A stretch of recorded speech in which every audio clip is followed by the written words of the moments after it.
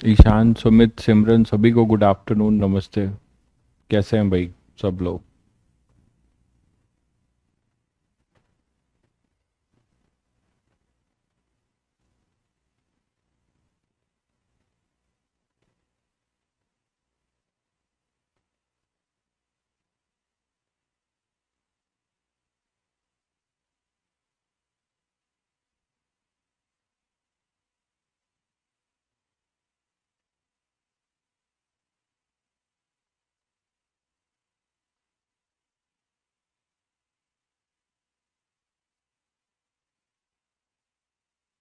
Audio video clear है बच्चों? Audio video clear है? एक बार कंफर्म कर दीजिए।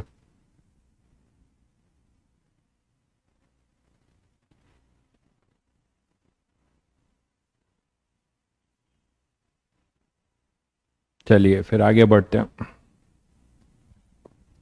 तो लास्ट दिन पे हम लोगों ने कल फ्लूइड में ये सीखा था कि कैसे हम डिफरेंट सिचुएशन में प्रेशर ग्रेडियंट लिख सकते हैं, है ना, डीपी बाई डी एक्स, और उससे हम कैसे प्रेशर डिफरेंस निकाल सकते हैं। ठीक है। एक आप लोगों ने सुना ही होगा जो पास्कल लॉ।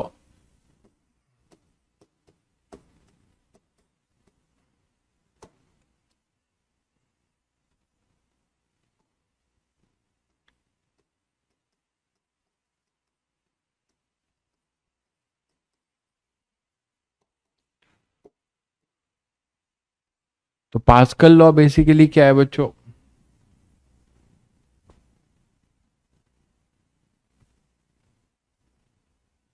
ठीक है, पास्कल लॉ बेसिकली क्या है? पास्कल लॉ बेसिकली हमारे पास क्या है, देखो।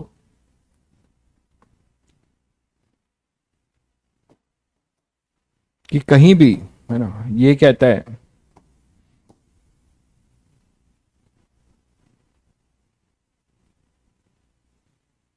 प्रेशर, है ना, created at any point in the fluid, है ना, pressure created at any point in the fluid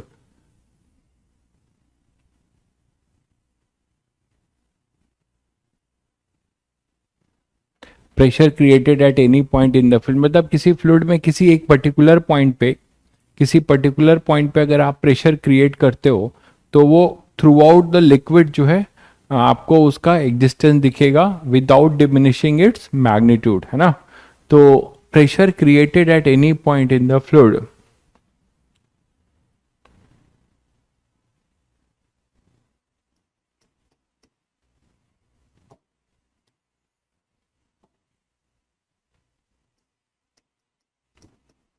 distributed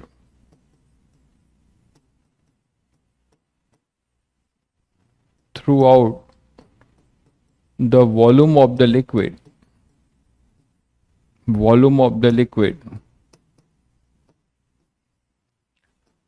है ना, without diminishing its magnitude,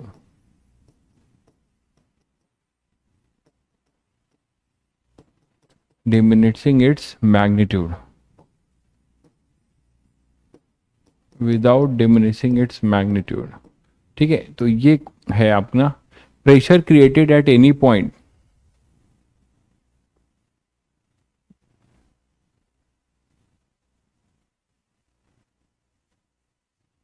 ठीक है, तो pressure created at any point in the fluid distributed through out the volume of the liquid, हो जाएगा भाई, डीपीपी भी हो जाएगा फ्लूइड का, अभी पहले ही लेक्चर था। तो pressure created at any point in the fluid distributed through out the volume of the liquid without diminishing its magnitude, मतलब कहीं पे अगर आप किसी लिक्विड के किसी पॉइंट पे प्रेशर क्रिएट कर रहे हो तो ये pressure through out the volume of the liquid क्या हो जाएगा, मतलब स्प्रेड हो जाएगा। इसी को आप पास्कल लॉ बोलते हो, और इसी से हाइड्रोलिक लिफ्ट का कॉन्सेप्ट आप बोलते हो, है ना, कि इसका फायदा उठाते हो हाइड्रोलिक लिफ्ट में। पढ़ा होगा तुम लोगों ने, बहुत बेसिक प्रिंसिपल है कि हमारे पास इधर दो पिस्टन लगा रहे हैं,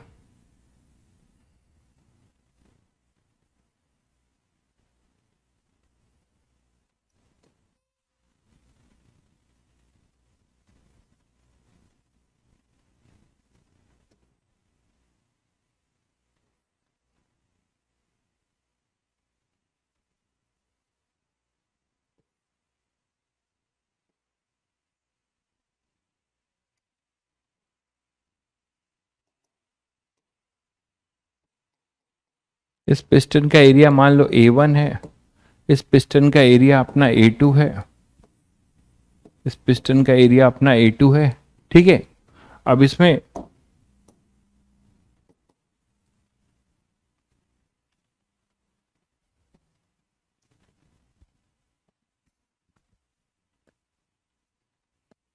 हेलो,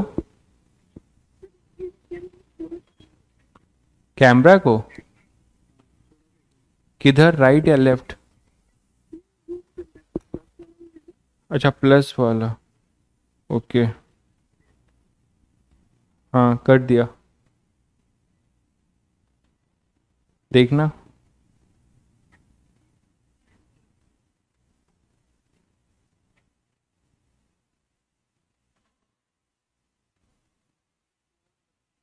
अच्छा एक मिनट रुको, बताना।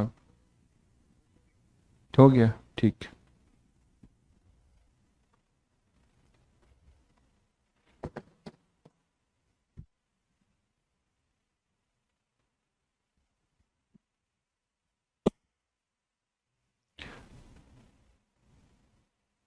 ब्लर है, अच्छा।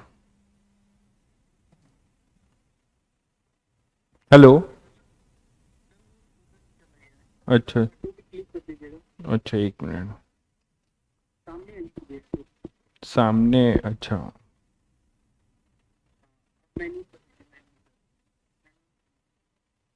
हम्म, तो ये अच्छा ओबीएस नहीं आ रहा है, केवल जो लिख रहा हूँ बोर्ड आ रहा है इसमें। हाँ, क्या करूँ?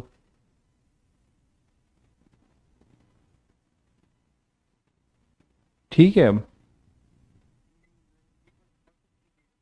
ओ, अच्छा मैं रहूँ सामने, ऑटो पे।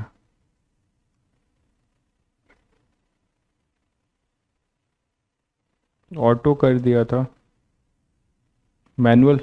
अच्छा, ओके ओके।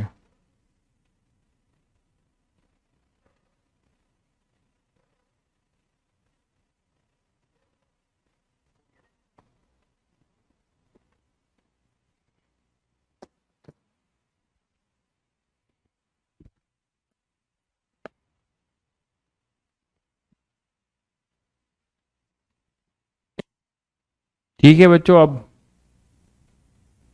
ठीक है। तो यहाँ पे अपने पास ये A1 है, ये A2 है, और यहाँ पे आपने कोई लिक्विड फिल कर रखा है।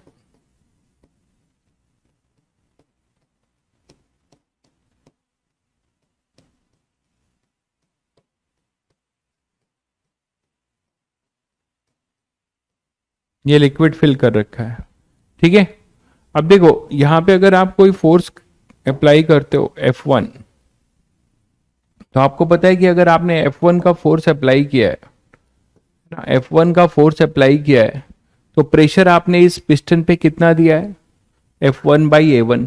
अब ये जो प्रेशर है इस पॉइंट पे, ये प्रेशर यहाँ पे क्रिएट हुआ, but through out the liquid ये डिमिनिश्ड होगा। तो ये जैसे पॉइंट 1 है और ये पॉइंट 2 है ना, पॉइंट 1 है और ये पॉइंट 2 है, तो ये जो यहाँ पे मान लो आपके पास यहाँ पे आ रहा है ये F2,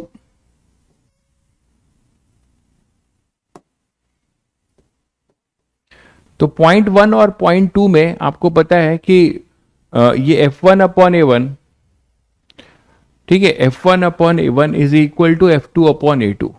F1/A1 is equal to F2/A2, ये है पास्कल लॉ। मतलब चाहे आपने जो ये प्रेशर क्रिएट किया ये इक्वली डिमिनिश्ड होगा, वर्ड लिखा हुआ है इक्वली, इक्वली डिस्ट्रीब्यूट होगा विदाउट डिमिनिशिंग। डिमिनिशिंग का मतलब उसका मैग्नीट्यूड का कम ना होना, है ना। इक्वली डिस्ट्रीब्यूट होगा through out the volume of the liquid without diminishing its magnitude. ठीक है बच्चों, तो यहां पे आप F1/F2 इक्वल टू A1/A2, तो एक बहुत बेसिक प्रिंसिपल है, इससे आप कम फोर्स लगाकर आप ज्यादा वर्क उठा सकते हो। हाइड्रोलिक लिफ्ट, है ना, तो बेसिकली आप इसको हाइड्रोलिक लिफ्ट की तरह यूज कर सकते हो कि आपने यहां पे कुछ बॉडी रख दी,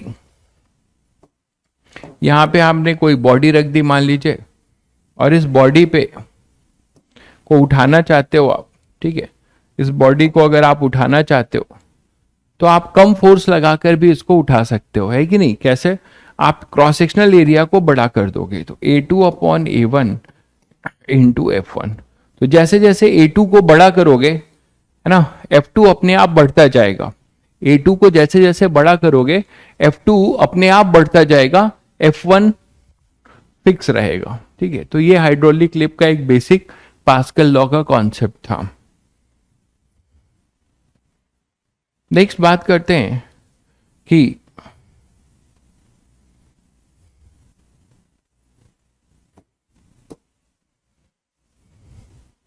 हाइड्रोस्टैटिक फोर्स।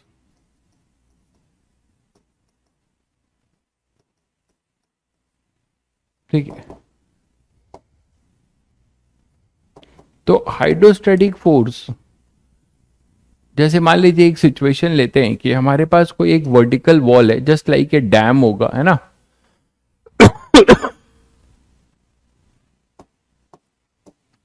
वो डैम हो सकता है, एक वर्टिकल वॉल है।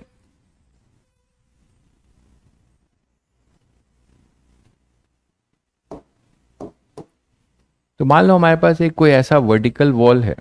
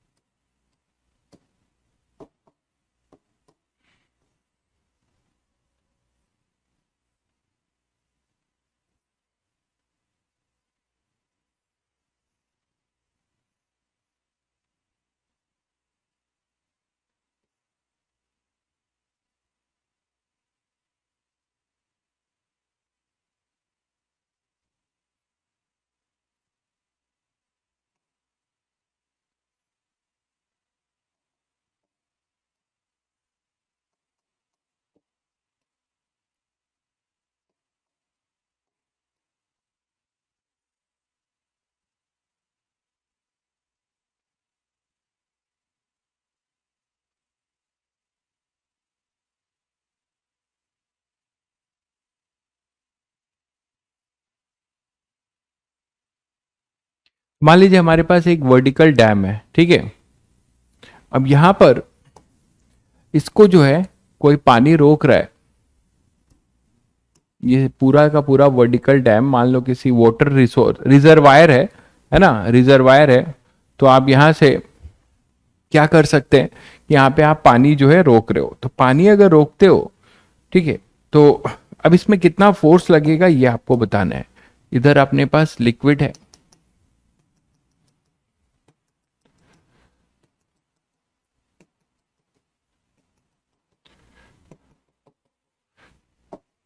ठीक है, ये अपना लिक्विड है।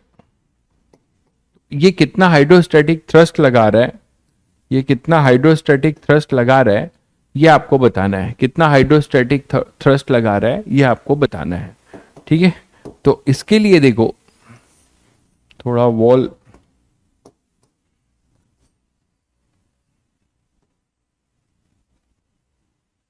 ऐसा कुछ है मान लो,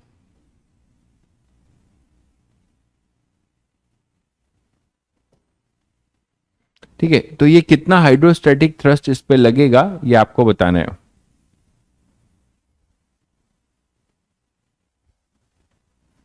कैसे करोगे? अब यहां पे आप बोल सकते हो सर हर हाइट पे, सभी ने पढ़ा है कि ये पूरा अगर हाइट h है बच्चों, है ना, इसकी पूरी हाइट वॉल की h है। अगर पूरे वॉल की हाइट अपनी h है तो यहां पे कितना आएगा, हर पॉइंट पे प्रेशर जो है अपना कम होगा। ठीक है, तो क्या बोल सकते हो यहां पे कि वाई डिस्टेंस पे बच्चों आप यहां पे एक डिफरेंशियल एलिमेंट कट कर सकते हो। आप यहां वर्टिकल वाई डिस्टेंस पे जाके एक डिफरेंशियल एलिमेंट कट कर सकते हो, और वो जो डिफरेंशियल एलिमेंट होगा एक स्ट्रिप सा होगा, ऐसा वॉल का, ऐसा होगा। बोलो। तो ये जो अपने पास होगा, ये यहां पे प्रेशर मिल रहा होगा ऐसे। किससे मिल रहा होगा?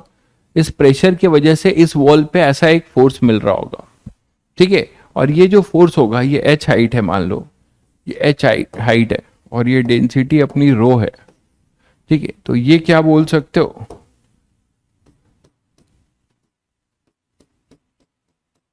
ये है। तो यहां पे ये क्या होगा बच्चों, एच हाइट पे यहाँ का प्रेशर सभी को पता है क्या होगा, प्रेशर होगा अपने पास स्मॉल एच, इसको वाई ले लो, वेरिएबल ले लो। तो ये अपने पास वाई पर अगर हो तो यहाँ पे प्रेशर क्या होगा, रोजी वाई, है ना, रोजी वाई का प्रेशर होगा। और अगर ये एच है और ये मैं बोल रहा हूं डब्लू, इसको मैं क्या बोल रहा हूं, डब्लू, ये अपना डब्लू है। तो एल एच इंटू डब्लू का एरिया होगा, एच इंटू डब्लू का अपने पास एरिया होगा। और यहां पे अपने पास क्या आ जाएगा, प्रेशर यहां पे क्या आ जाएगा, रोजी एच, डीपी क्या लिखोगे, प्रेशर डीएफ, यहां पे डीएफ बोल सकते हो, ये डीएफ होगा। तो ये डीएफ क्या लिख सकते हो, है ना, rho at Y into area D A, area of strip. ये बेसिकली क्या है, एरिया ऑफ स्ट्रिप। आप बोलोगे सर ऐसा क्यों कर रहे हो, ऐसा क्यों कर रहे हो, हमें इंटीग्रेट क्यों करना पड़ेगा। सभी को पता है कि इंटीग्रेट करने की जरूरत इसलिए है क्योंकि जैसे जैसे वाई चेंज होगा, जैसे जैसे वाई चेंज होगा वैसे वैसे रो जी वाई चेंज होगा। वाई के रो वाई वेरिएबल है, रो जी वाई, है ना। डीए क्या लिख सकते हो, डीए अपने पास होगा, वाई पे आपने क्या किया है, ये डी वाई है, जैसे एलिमेंट कट करते हो वाई पे, ये अपना कितना है डी वाई, और ये है पूरा डब्लू। तो डब्लू डी वाई का, डब्लू डी वाई तक क्या होगा बच्चों, एरिया। तो ये हो जाएगा डब्लू इंटू डी वाई। तो डब्लू डी वाई इसका एरिया हो जाएगा। तो ये डीएफ होगा, तभी डीएफ फोर्स की डायरेक्शन इसी तरफ होगी, मतलब वो सारे वेक्टर एक डायरेक्शन में होंगे तो वो जुड़ जाएंगे। तो आप इसे क्या कर सकते हो, इंटीग्रेट। तो आप इसे इंटीग्रेट करोगे तो 0 से एफ, और ये मिलेगा बच्चों 0 से एच। तो एफ टोटल फोर्स आएगा हाइड्रोस्टैटिक के वजह से, इस हाइड्रोस्टैटिक पूरे लिक्विड कॉलम के वजह से जो वर्टिकल वॉल है उस पे जो प्रेशर आ रहा होगा, उस वेरिएबल प्रेशर है, उस प्रेशर से जो नेट रिजल्टेंट फोर्स आ रहा होगा इस वॉल पे, वो अपना यहां पर लिख सकते हो, rho G W Y D Y 0 से एच। तो एफ होगा rho G W H square by 2, that is F is equal to rho G W into H, H by 2। तो W इंटू एच हो जाएगा एरिया ऑफ द प्लेट, है ना। थोड़ा ध्यान से देखो तो आपको यहां से एक ट्रिक मिलती है, ठीक है, यहां पे आपको एक ट्रिक मिलती है, और वो अपने पास क्या होगा, अच्छा ये P लिखिए, हाँ प्रेशर था वो रो नहीं था, P at Y, P at Y लिखिए, रो नहीं, P एट वाई, रो तो लिक्विड की डेंसिटी है, ठीक है, P लिखिए P, ठीक है। तो अब यहां पर बच्चों क्या होगा, W H into H by 2। तो एफ अपने पास क्या होगा, W into H, W into H क्या है, एरिया, है ना। तो आप एफ क्या लिख सकते हो, रो जी एच बाई 2, ध्यान दीजिएगा, इंटू डब्ल्यू एच, ऐसा है। ये डब्ल्यू एच क्या है, एरिया ऑफ प्लेट परपेंडिकुलर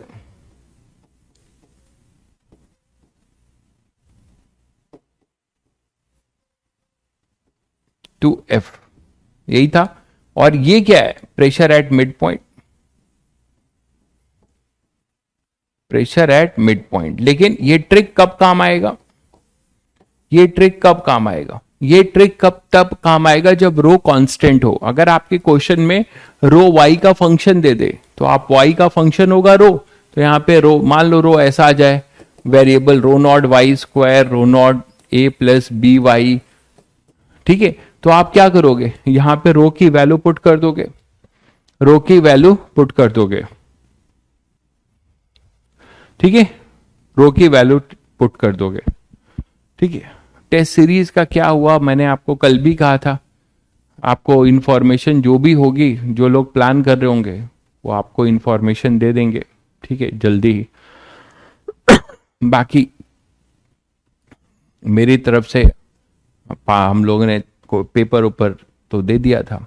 बाकी जो आपको इंफॉर्मेशन होगी वो ऐप के थ्रू मिलेगी जिनको प्लान करना है। तो यहां पे अपने पास क्या होगा, ये आ जाएगा बच्चों। ठीक है, तो आपको इस ट्रिक की तरह यूज करना है, बशर्ते रो क्या होना चाहिए, कांस्टेंट। तो एक बहुत बढ़िया ट्रिक है ना। इसमें रो क्या होगा, ये फॉर्मूला तब यूज करिएगा जब रो कांस्टेंट है। तो अगर रो कांस्टेंट है और किसी, ठीक है, आप यहां पे अगर रो कांस्टेंट है, रो अगर कांस्टेंट है, ठीक है।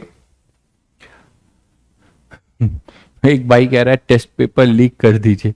अरे इससे क्या हो जाएगा, एनटीए का टेस्ट पेपर तो नहीं लीक हो पाएगा भाई। और एनटीए का टेस्ट पेपर लीक होगा तो हम तुम जो है सरकार के गेस्ट हाउस में, स्पेशल गेस्ट हाउस में जो है पूरी जिंदगी काटेंगे। तो यहां पर क्या हो जाएगा, rho G H by two into W H. तो प्रेशर एट मिड पॉइंट, और ये डब्ल्यू एच हो जाएगा area of plate perpendicular to F, area of plate perpendicular to F. और मैंने तो कहा पेपर तो लीक ही रहता है, पेपर तो जेई मेंस का लीक रहता है। जैसे बोर्ड का पेपर है वैसे जेई मेंस का पेपर है, डेटा चेंज होगा।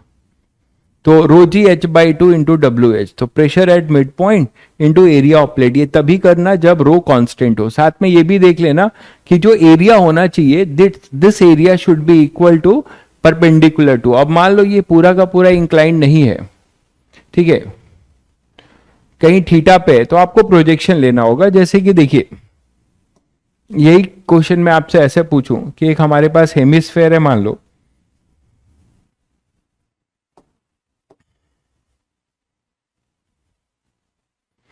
एक हेमिस्फेयर है, ठीक है, सिलेंड्रिकल, मतलब डैम है उसका, आपको आप इसका फ्रंट व्यू देख पा रहे हो, फ्रंट व्यू देख पा रहे हो। एक डैम है, ये सिलेंड्रिकल डैम है, having length L. Cylindrical dam का मतलब समझ रहे हो ये कैसा व्यू है बच्चों, ये कुछ ऐसा व्यू है। देखिए इस चीज को ऐसे बनाया गया है, अब थोड़ा सा और समझ लीजिए, यहां लिख दूंगा मैं अभी, बट इसका ये फ्रंट व्यू है, इस फिगर का ये फ्रंट व्यू। एक्चुअली ये फिगर कैसा है, ठीक है, कैसे देखिए, ये ऐसा है कुछ, ये अपना सिलेंडर है ना, सिलेंड्रिकल डैम है।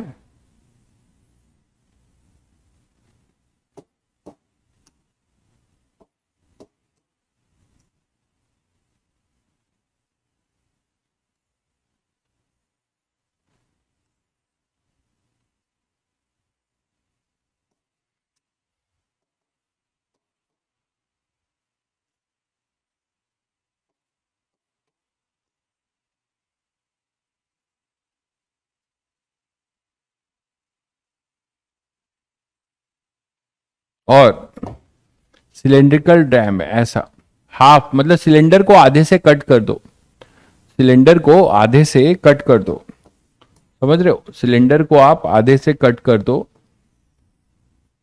और इधर पानी भरा है, इधर पानी भरा है।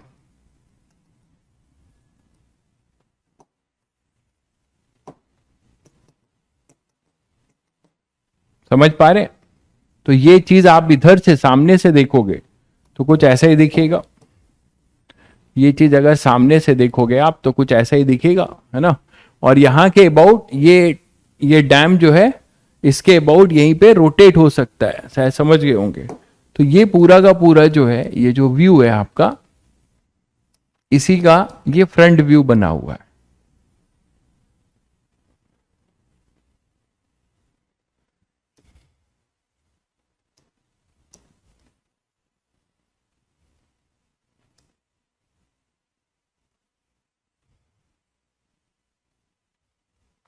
ठीक है, यही इसका फ्रंट व्यू बना हुआ है, पानी इसका यहां पर ऐसे है। अब आपको बताना है कि इस पे नेट हाइड्रोस्टैटिक फोर्स या टॉर्क क्या लग रहा होगा। ठीक है, नेट हाइड्रोस्टैटिक फोर्स या टॉर्क क्या लग रहा होगा इस डैम पे, नेट हाइड्रोस्टैटिक फोर्स या टॉर्क क्या लग रहा होगा। रेडियस आर है, रेडियस इसका आर है, रेडियस, ठीक है। डैम की लेंथ मतलब सिलेंडर की लेंथ एल है, सिलेंड्रिकल डैम है ना, ये अपना क्या है, cylindrical dam of length L and radius are, radius R. ठीक है बच्चों, तो आप मुझे ये देखकर बताओ कि यहां पे नेट फोर्स क्या होगा, जल्दी से यहां पे ये बताओ कि नेट हाइड्रोस्टैटिक फोर्स क्या होगा इस डैम पे, नेट हाइड्रोस्टैटिक फोर्स क्या लग रहा होगा, जल्दी से बताइए।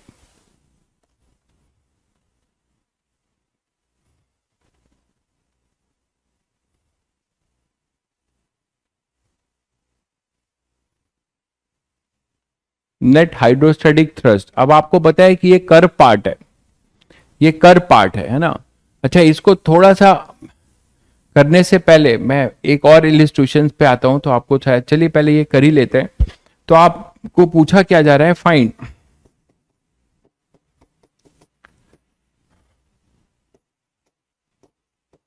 Hydrostatic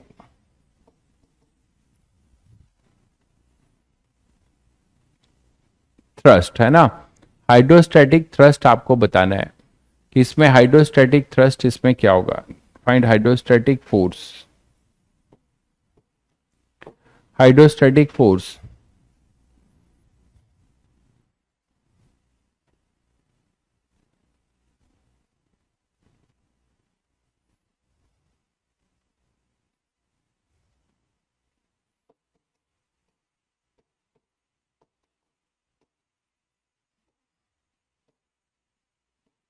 in horizontal direction, in horizontal direction,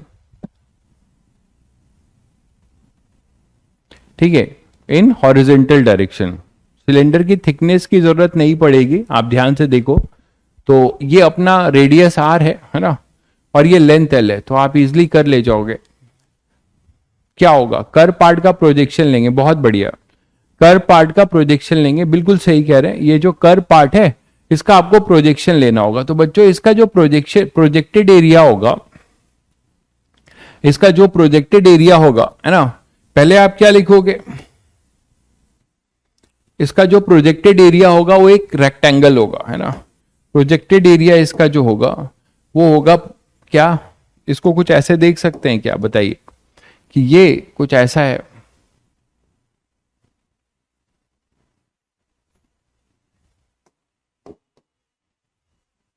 ऐसा है कुछ, देखो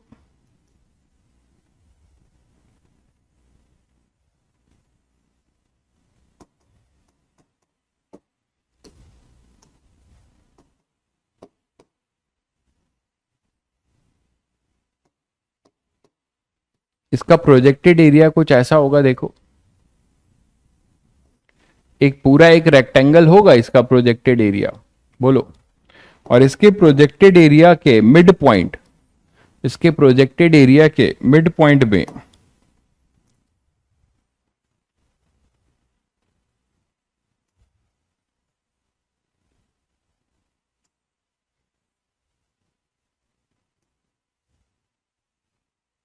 तो इसके प्रोजेक्टेड एरिया का जो मिड पॉइंट है ना, ये प्रोजेक्टेड एरिया होगा लेंथ एल का,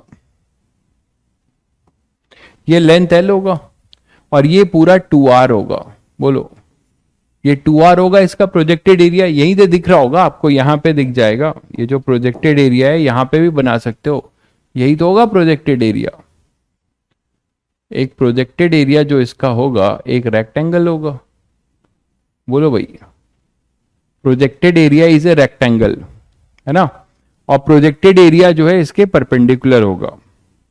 तो आप देखो कि यहां पर जो भी प्रोजेक्टेड एरिया होगा इसका नेट फोर्स जो आएगा, यहां पर इस पे जो नेट फोर्स आएगा वो इसके मिड पॉइंट पे पहले प्रेशर लिख लो, इसके मिड पॉइंट पे प्रेशर, मतलब आर पे आप यहां पे प्रेशर लिख लो, आर पे प्रेशर एफ क्या हो जाएगा, एफ हो जाएगा रो जी आर, है ना। मिड पॉइंट पे प्रेशर 2r है पूरा, तो rho ji R into area, area of rectangle L into 2r।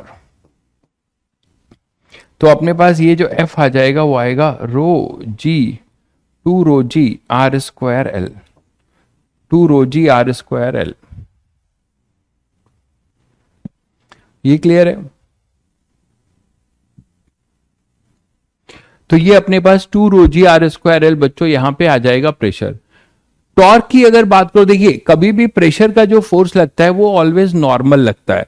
तो जैसे इस कर्व पार्ट की बात कर रहे हो तो कायदे से देखो तो हर पॉइंट पे जो प्रेशर होगा वो अलग अलग होगा, हाइट अलग अलग होगी, और इसके वजह से जो प्रेशर होगा वो रेडियल डायरेक्शन में होगा, है ना। प्रेशर जो होगा कहीं पे भी अगर ले रहे हो, यहां पे जैसे ले रहे हो, यहां पे ले रहे हो, चाहे यहां पे ले रहे हो, प्रेशर अपना क्या होगा, रेडियल होगा। और इसके दो कंपोनेंट होंगे, लेकिन जो भी ये रेडियल फोर्स होगा ये हमेशा कहां से पास होगा, ये सेंटर से। तो कोई आपसे टॉर्क पूछे, ऐसे में ऐसे सिचुएशन में कोई आपसे टॉर्क पूछता है तो टॉर्क क्या बोलोगे आप लोग कमेंट करके बताओ। नेट हाइड्रोस्टैटिक टॉर्क क्या होगा इस हिंज के अबाउट, ठीक है। अगर आपसे ये पूछ ले कि हाइड्रोस्टैटिक टॉर्क,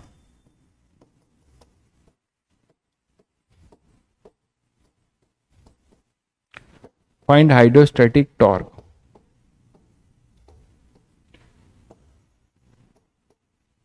अबाउट हिंज। मान लो डैम यहां से एक्सिस के अबाउट रोटेट कर सकता है, ये डैम जो है ना, ये डैम एक्सिस के अबाउट ऐसे रोटेट कर सकता है, तो हाइड्रोस्टैटिक टॉर्क क्या होगा।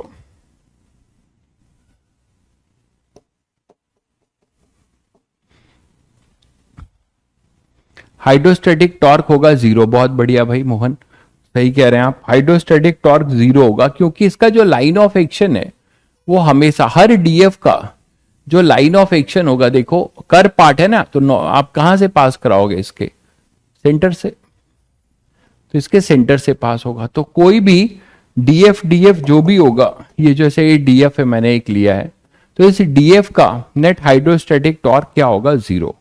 अब बात करते हैं कि मैंने आपसे हॉरिजॉन्टल फोर्स पूछा है, यहां पे भी ध्यान रखिएगा, मैंने आपसे हॉरिजॉन्टल फोर्स पूछा है।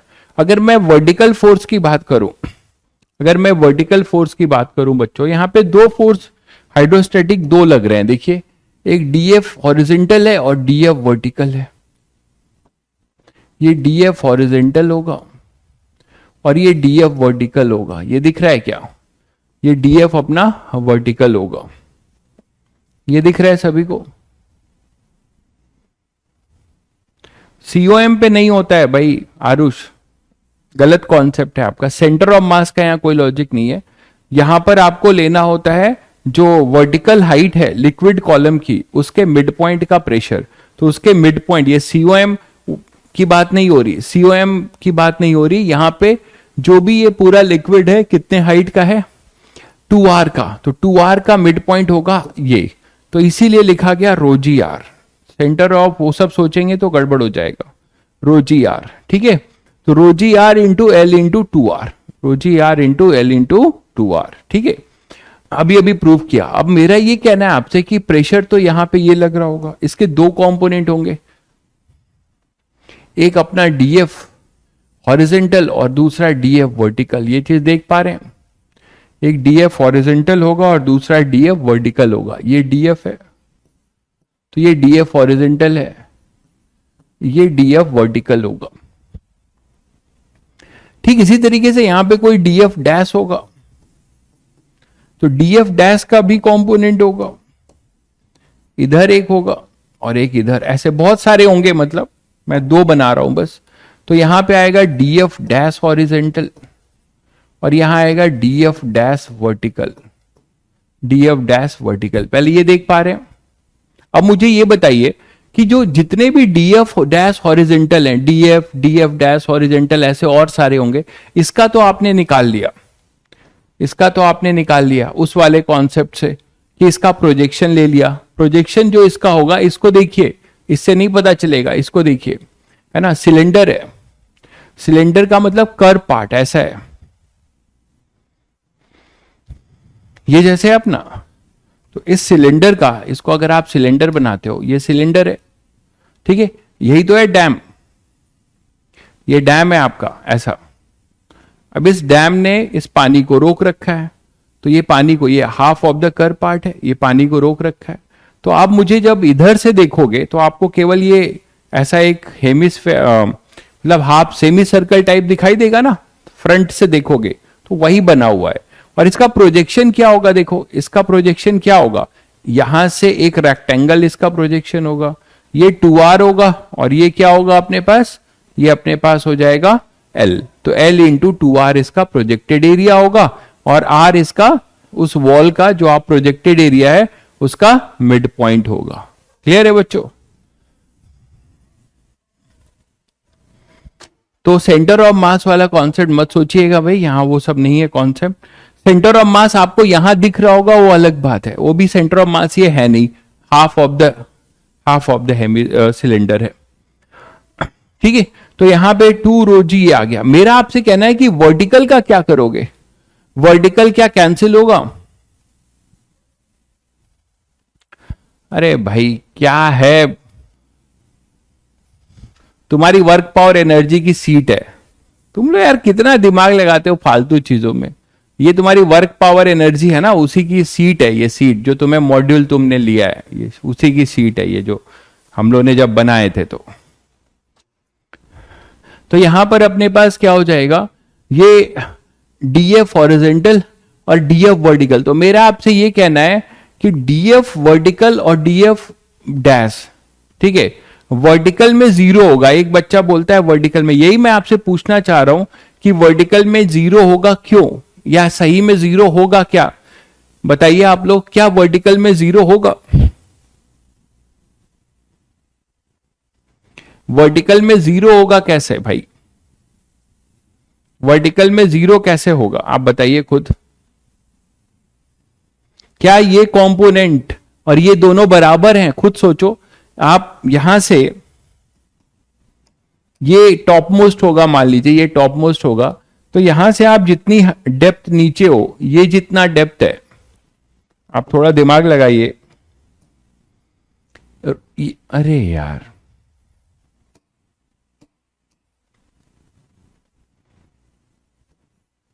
ये जितना नीचे हो इस पॉइंट के, क्या आप इस पॉइंट के नीचे ये डेप्थ ये है, देखिए आप इसको अगर आप Q पॉइंट बोलते हो और इसको P पॉइंट बोलते हो, तो क्या P और Q की हाइट सेम है क्या बच्चों? नहीं है ना। तो यहां का प्रेशर अलग होगा, यहां पे प्रेशर ज्यादा होगा, तो डीएफ डैश और डीएफ बराबर नहीं है, जो इसके कंपोनेंट कैंसिल होंगे,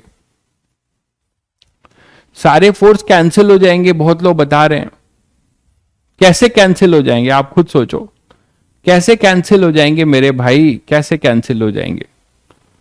कैंसिल नहीं होंगे, ये फंडामेंटल बातें समझ लीजिए, कैंसिल नहीं होंगे। यहां का डेप्थ अलग है, यहां का डेप्थ अलग है, तो ये डीएफ डैश अलग होगा, डीएफ अलग, इनका कंपोनेंट भी अलग होगा, इनका कंपोनेंट भी अलग होगा। और net resultant vertical up thrust होगा इस इधर और इधर। यही चीज आगे आज आप पढ़ने जा रहे हो कि नेट वर्टिकल अप थ्रस्ट को आप क्या कहते हैं, बुआयंसी। नेट वर्टिकल अप थ्रस्ट को आप क्या कहते हैं, बुआयंसी। तो कुछ फोर्स आपको यहां मिल रहे हैं, कुछ फोर्स आपको नीचे मिल रहे हैं, मैं वर्टिकल की बात कर रहा हूं। तो जो नेट वर्टिकल अप थ्रस्ट है वो आपको पता है कि इन दोनों में ये बड़ा होगा, क्योंकि इधर नीचे प्रेशर ज्यादा होगा, इसमें कम। तो इस तरीके से कई सारे पॉइंट्स होंगे, है ना, कुछ ऊपर कुछ नीचे। तो सभी के जो वर्टिकल अप थ्रस्ट है, सभी के जो वर्टिकल अप थ्रस्ट है ना, वो इन दोनों का रिजल्टेंट होगा। और इसी को हम क्या कहते हैं, इसी को हम क्या कहते हैं, जल्दी बोलो, इसी को हम कहते हैं बॉइंट फोर्स। ठीक है, इसी को कहते हैं हम बॉइंट फोर्स, ठीक है ना। तो बच्चों बॉइंट फोर्स आपको नेट वर्टिकल अप थ्रस्ट जो होगा वो इन दोनों का रिजल्टेंट होगा, ठीक है। तो डी वर्टिकल नेट जो होगा, मान लो वो इन दोनों का DF vertical dash minus DF vertical. और ये इसी को फिर जब हम धीरे धीरे इसको इंटीग्रेट करते हैं तो हमें मिलता है यहां पे buoyant force F B net vertical. इससे मैं आपको क्लियर कट समझा रहा हूं कि नेट वर्टिकल अप थ्रस्ट क्या होता है। It is the wait of the, और वो किसके बराबर होता है? Wait of the displaced liquid, है ना, बाय द सबमर्ज्ड बॉडी। उस पर अभी हम लोग आएंगे। लेकिन आपके पास रास्ते दो हैं। आप क्या कर सकते हो? आप इसको डायरेक्ट कर सकते हो या इंटीग्रेट करके कर सकते हो। आपके पास दो रास्ते हैं, ठीक है। तो नेट वर्टिकल अपथ्रस्ट तो लिख ही सकते हो कि इसने कितना वो लिक्विड डिस्प्लेस किया है, कितना वॉल्यूम होगा बच्चों, इसका एरिया कितना होगा। एरिया है इसके पास volume of the liquid displaced, volume of the liquid displaced.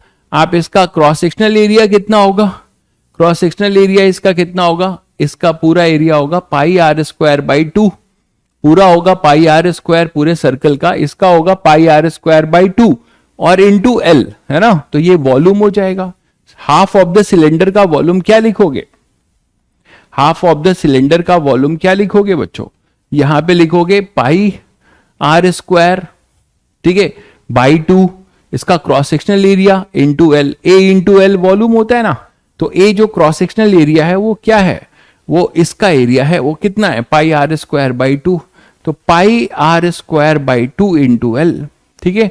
तो pi are square by 2 into L, या वॉल्यूम ऑफ द सिलेंडर क्या होता है? पाई आर स्क्वायर एच, उसका आधा कर दो, वॉल्यूम ऑफ द सिलेंडर का आधा कर दो। तो यहां पे बुआयंसी, मेरा ये कहना है कि एफ बी वर्टिकल आप डायरेक्ट लिख सकते हैं। ये हो जाएगा weight of the displaced liquid,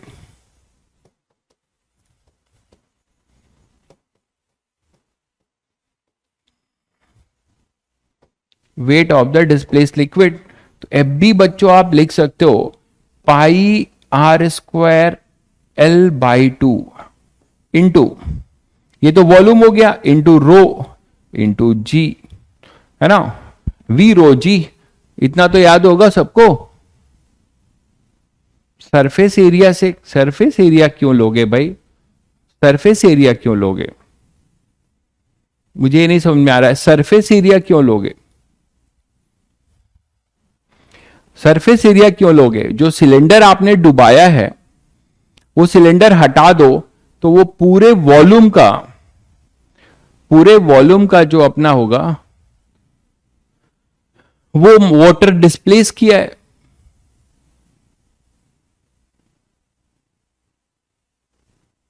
समझ गए होगे शायद सब लोग, ठीक है। तो अब बच्चों नेट जो होगा ये हॉरिजेंटल है और यही अपना एफ बी वर्टिकल है, एफ वर्टिकल है। तो आपको नेट वर्टिकल मिल गया, नेट हॉरिजेंटल। तो एफ नेट क्या होगा?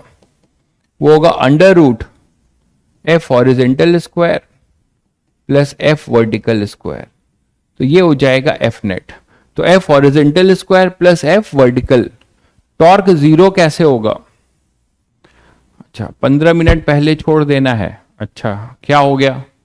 जीबी सर की क्लास है। तुम लोग का मैथ्स का सिलेबस खत्म हो गया ना? मैथ्स का सिलेबस तो पहले ही खत्म हो गया था, नहीं हुआ है अभी क्या? मैथ्स का सिलेबस बच्चों अभी नहीं हुआ है क्या खत्म?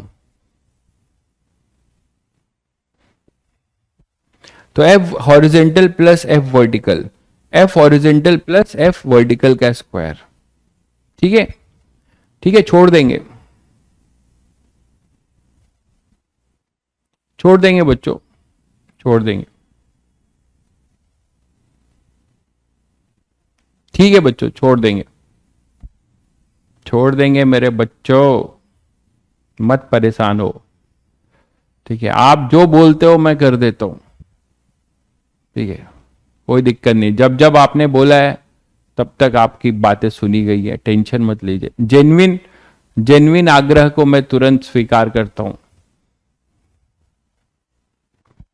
अच्छा, जीबी सर की, एक भाई कह रहा है जीबी सर की क्लास लेट है, 5:45 है, तो भाई ने टाइम नहीं देखा होगा।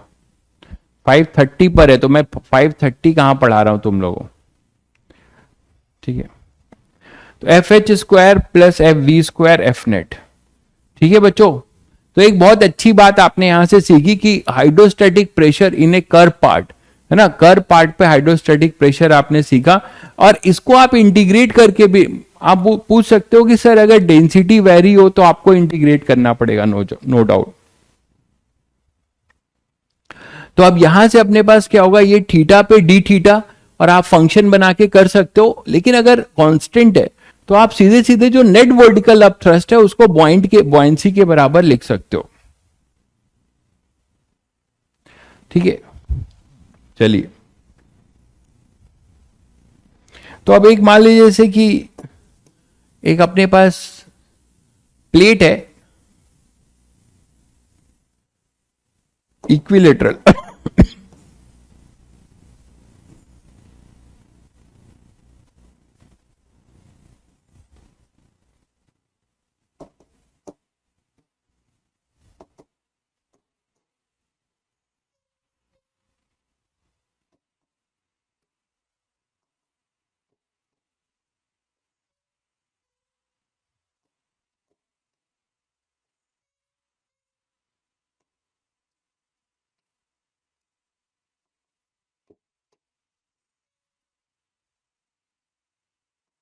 तो एक इक्विलेटरल प्लेट है मान लो ऐसा, और ये किसी रिजर्वायर की तरीके से है मान लो, है ना। ये किसी थोड़ा सा इक्विलेटरल लग नहीं रहा है।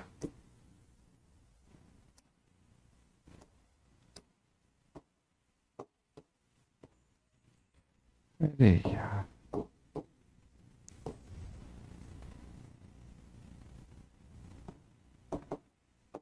थोड़ा 3D डायग्राम में समस्याएं हो जाती हैं। 2D में 3D बनाना है।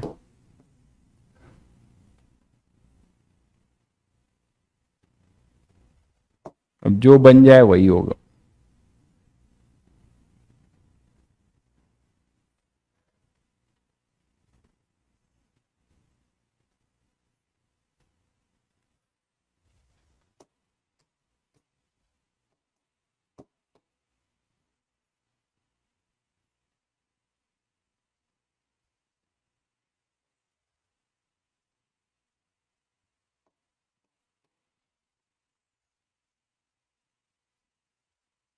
ठीक है, और इधर लिक्विड है। अब पता नहीं तुम लोग को ये कैसा दिख रहा है, मुझे नहीं पता, मैं उसको दिखा नहीं पाया हूं शायद। ये ऐसे है, ऐसे खड़ा है जैसे वॉल था। ठीक है, तो अब यहां से अरे भैया मैंने जो बोला था 30 तक कर दूंगा। तीन मेरा ये पर्पस है कि आपको जल्दी फ्री करूं, कि आप बैठ के पूरी पढ़ाई करो। क्यों परेशान हो रहे हो, कर दूंगा। तो यहां पे अपने पास ये मान लीजिए बच्चों ए है। अब इसमें क्या लिखोगे जरा आप लोग बताओ। साइड ए है, प्रेशर बता दीजिए, प्रेशर बता दीजिए जल्दी से, इसमें क्या होगा प्रेशर। इक्विलेटरल ट्रायंगुलर प्लेट है।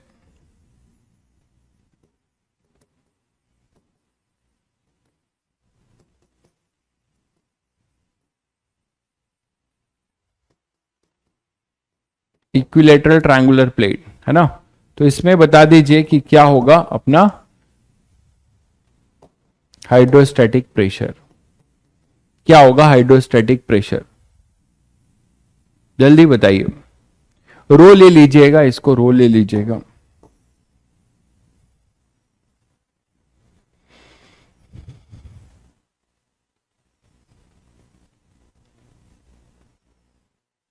अब इस केस में आपको क्या है, आप इंटीग्रेट करके कर सकते हैं, एक ट्रिक से भी कर सकते हैं।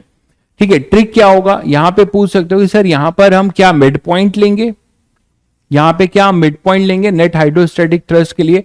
ये पूरा वर्टिकल है तो यहां पे तो पूरा का पूरा फोर्स ऐसा हॉरिजॉन्टल ही होगा, कोई वर्टिकल कंपोनेंट नहीं होगा, कोई वर्टिकल कंपोनेंट नहीं होगा। तो एक तो तरीका ये है बच्चों कि आप यहां पे क्या कर सकते हो, डिफरेंशियल एलिमेंट लेके और कर सकते हो। जो बेसिक तरीका है कि यहां पे आप एक स्ट्रिप कट करिए जैसे अभी आपने किया था, ठीक है, वाई पे, और ये अपना डी वाई होगा, है ना। और यहां पे एक फोर्स लगेगा डीएफ, यहां पे फोर्स लगेगा डीएफ।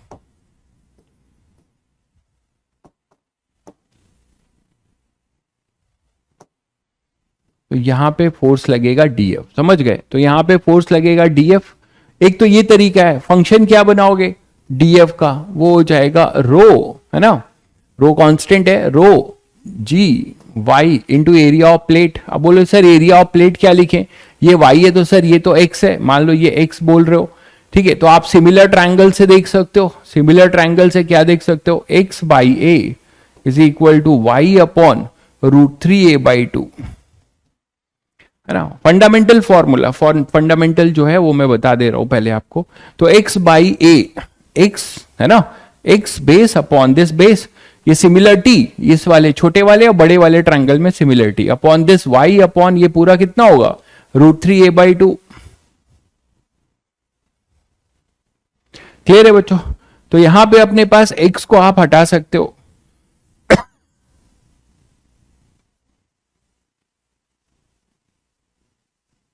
थोड़ा सा मुझे लगता है बेस बेस अपॉन दिस इसका y, तो इसका √3a/2, ठीक है।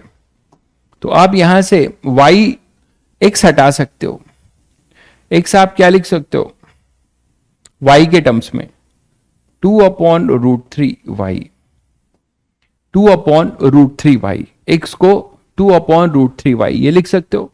तो अब यहां पर area of the strip dA है ना, तो dA क्या होगा, dA होगा dy इंटू एक्स, और x क्या है y के टर्म्स में 2/√3y dy, इसको आप यहां पुट कर सकते हो 2/√3y dy, ठीक है। तो जब यहां पुट करोगे तो df अपने पास आ जाएगा रो जी y इंटू 2/√3y dy, तो df आएगा बच्चों रो जी 2/√3y स्क्वायर dy, इसको इंटीग्रेट मार दोगे 0 से f, और ये पूरा होगा h जो कितना होगा y 0 से √3a/2, √3a/2 जो होगा √3a/2, ठीक है। तो यहां से अपने पास ये आ जाएगा f कितना हो जाएगा रो g²/√3 इंटू y³, कुछ गड़बड़ है क्या, देखना जरा,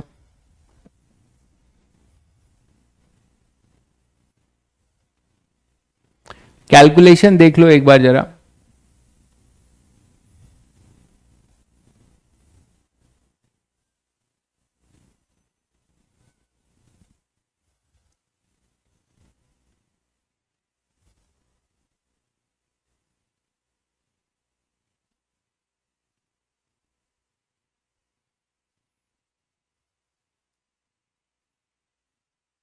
g² कैसे,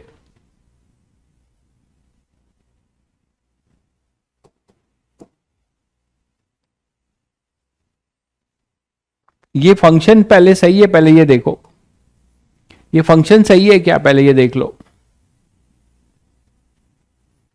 क्यूब आएगा ना, वही तो बोल रहा हूं मैं, देख लो एक बार फंक्शन। तो अपने पास क्या आ रहा है, क्यूब आ रहा है ना, रो जी है ना 2/√3 बाहर लेते हैं, 2/√3 बाहर लेते हैं, और ये आ जाएगा y³ dy, sorry y² dy,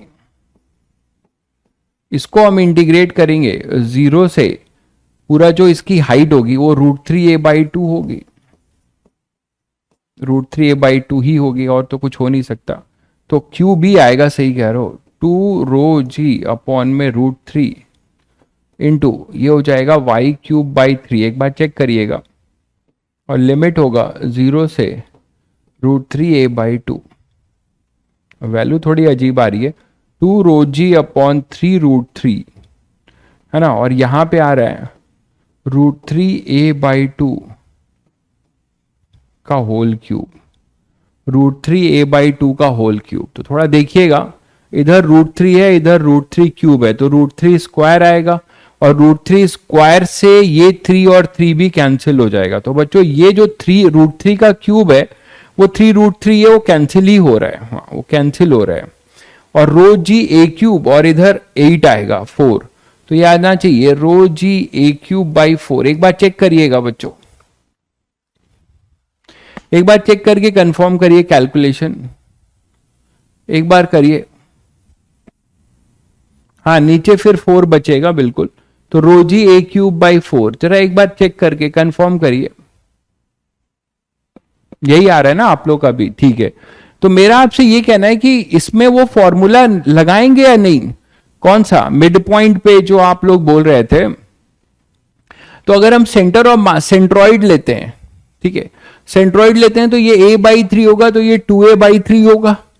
तो अगर हम ये लिखें रो जी h के जगह पे 2a बाई 3 इंटू एरिया, इसका पूरा एरिया है ना, तो एरिया इसका हो जाएगा बच्चों half base into height √3a by 2। Half base into height ना,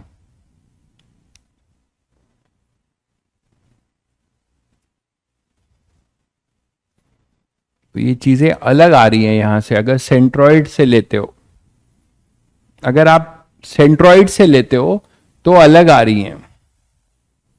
वहां से क्या आ रही हैं? ये 4 से 2 कैंसिल होगा, 3 से 3 कैंसिल होगा,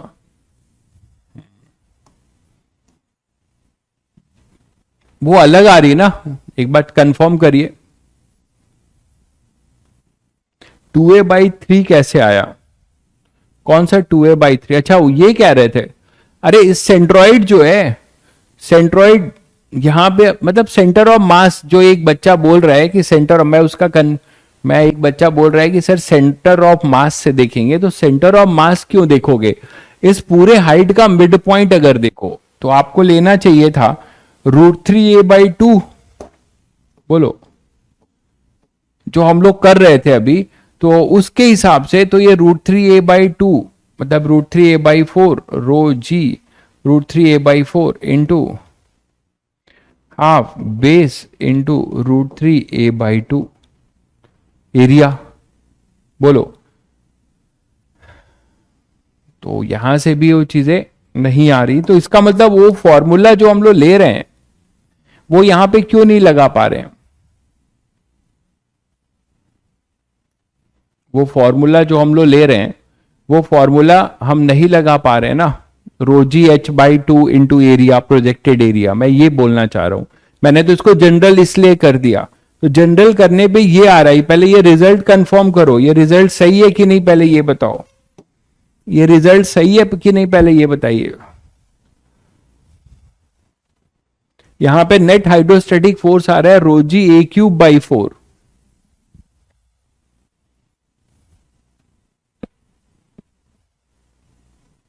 बोलो भाई, ये रिजल्ट तो सही है इसमें, तो ये तो बेसिक मेथड है, ठीक है, तो यही मेथड आपका बेसिक मेथड है। इसमें मतलब हम यहां पे इक्विले उस फॉर्मूले को नहीं यूज करेंगे जो अपना रोजी h बाई 2 लिया है, मानते हैं कि नहीं? बट ये होना चाहिए ना, यहां क्यों नहीं हो रहा है? बस सोचिए, यहां पे ये मैंने ट्रायंगुलर वाले में क्यों नहीं हो रहा? प्रोजेक्टेड वाले में तो हो रहा है, ठीक है। जैसे हमने अभी कर्व वाले में लिया था हॉरिजेंटल के लिए, तो एक रेक्टेंगल बना था, उसके मिड पॉइंट पे निकाले, मतलब वो रेक्टेंगुलर के लिए ही ट्रू है। प्रोजेक्टेड एरिया भी वो आ रहा है, कैसे आ रहा है? आप अगर मिड पॉइंट लेते हो √3a बाई 4 हो जाएगा, उसका रोजी आप लिखते हो अगर, तो रो जी एच के जगह पे √3a बाई 4 हो जाएगा, है ना, इंटू एरिया, यही तो प्रोजेक्टेड एरिया, तो इसका पूरा एरिया होगा half base into height √3a by 2। कहां आ रहा है ये, कहां आ रहा है? अच्छा, मिड पॉइंट a बाई √3 आएगा, ये मिड पॉइंट इसका a बाई √3 आएगा। ये कैसे आपने बोला? मिड पॉइंट इसका a बाई √3 कैसे लोगे? उसका क्या लॉजिक है? a बाई √3 कैसे लोगे?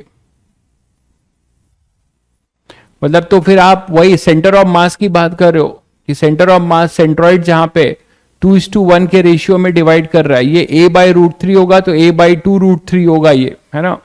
तो ये आप सेंटर ऑफ मास पे यहां पे आ रहा है क्या, ठीक है। मतलब आप ये बोल रहे हो ना, रो जी a/√3, यहां का pressure rho G centre of mass पे rho G H into area, तो एरिया हो जाएगा हाफ बेस, बेस है अपना a इंटू हाइट √3 a/2, यहां से आएगा। डायरेक्ट अगर कोई करना चाहे तो उसको सेंटर ऑफ मास से आ रहा है, √3 कैंसिल, है ना, तो कितना आएगा रो जी a³/4। प्रोजेक्टेड मेथड से उससे भी करोगे तो मतलब ये है प्रेशर एट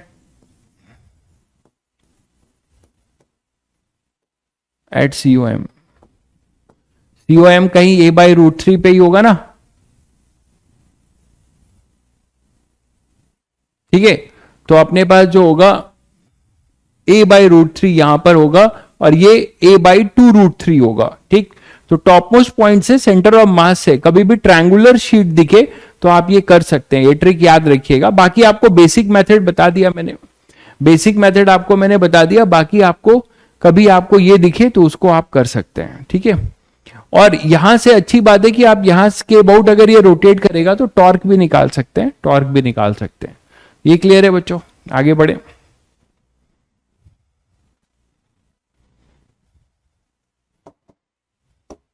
मान लीजिए एक लास्ट केस देखते हैं कि डैम है और डैम का ये वर्टिकल हाइट है, ये इंक्लाइंड प्लेन है।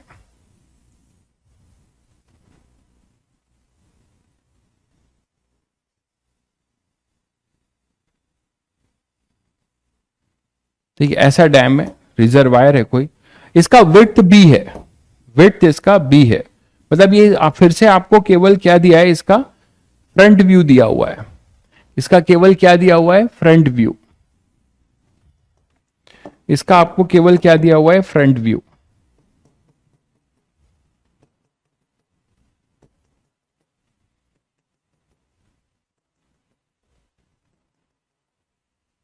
ऐसा है, ठीक है। तो ये इसका फ्रंट व्यू दिया हुआ है।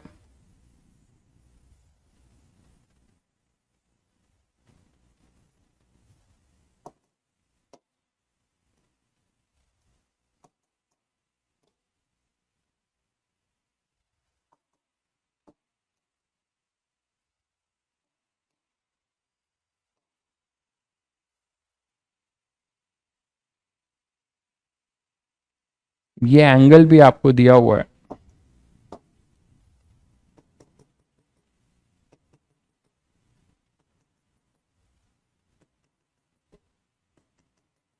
ठीक है। ऐसा डैम है और ये आपको एच दिया हुआ है और ये आपको थीटा दिया हुआ है, ये थीटा दिया हुआ है, ठीक है। ये एच दिया है, ये थीटा,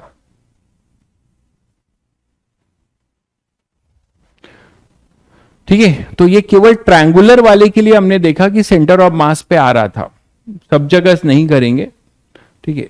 यहां पे आपने देखा ट्रायंगुलर इक्विलेटरल ट्रायंगल का सेंट्रॉइड पे एपेक्स से h/3, बेस से a/2√3, और ये a/√3 होता है, ये आपको पता है 2:1 के रेशियो में डिवाइड करता है। तो वो आप यहां से एज ए ऑब्जेक्टिव क्वेश्चन भी कर सकते थे, है ना, ये मेथड 2 है। या फिर आप बेसिक मेथड से कर सकते थे जो मैंने आपको यहां बताया है, ठीक है। चलिए इसका बताइएगा कि इसमें नेट, ये मान लीजिए ए है, ये बी है, ये सी है डैम का, और डैम की विड्थ है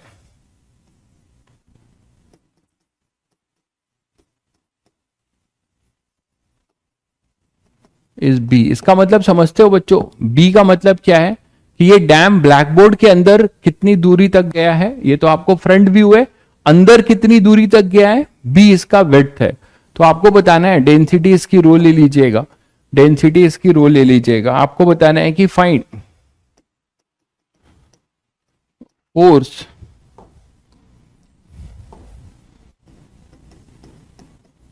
on A B and B C. तो force on A B and B C बताना है। अब आपको ये शायद फिर से मैं थोड़ा सा 3D फिगर बनाऊं तो आपको और समझ में आए कि ये डैम कैसा है भाई। ये डैम कुछ ऐसा है बच्चों।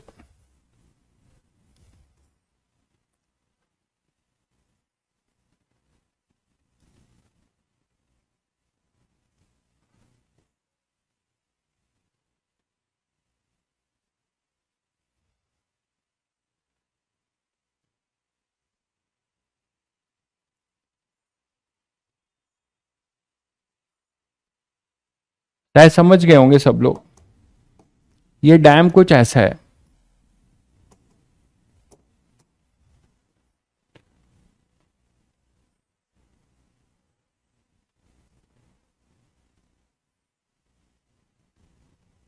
ये डैम कुछ ऐसा है, शायद समझ गए होंगे। और ये वर्टिकल से कितना टिल्टेड है, थीटा। वर्टिकल से कितना टिल्टेड है, थीटा। और ये बी है, ये बी है आपका, है ना। वर्टिकल से कितना टिल्टेड है, थीटा। वर्टिकल से इसका जो एंगल है ये आपको दिया हुआ है थीटा। शायद आप सबको समझ में आ गया होगा। ये है। हाँ, लेंथ की जरूरत पड़ेगी, इसको एल ले लीजिएगा, है ना। इसको एल ले लीजिएगा, इसकी जरूरत पड़ेगी। तो पहले केस में सभी बच्चे बता सकते हैं। इसी का ये फ्रंट व्यू है। जब आप बीटेक करेंगे,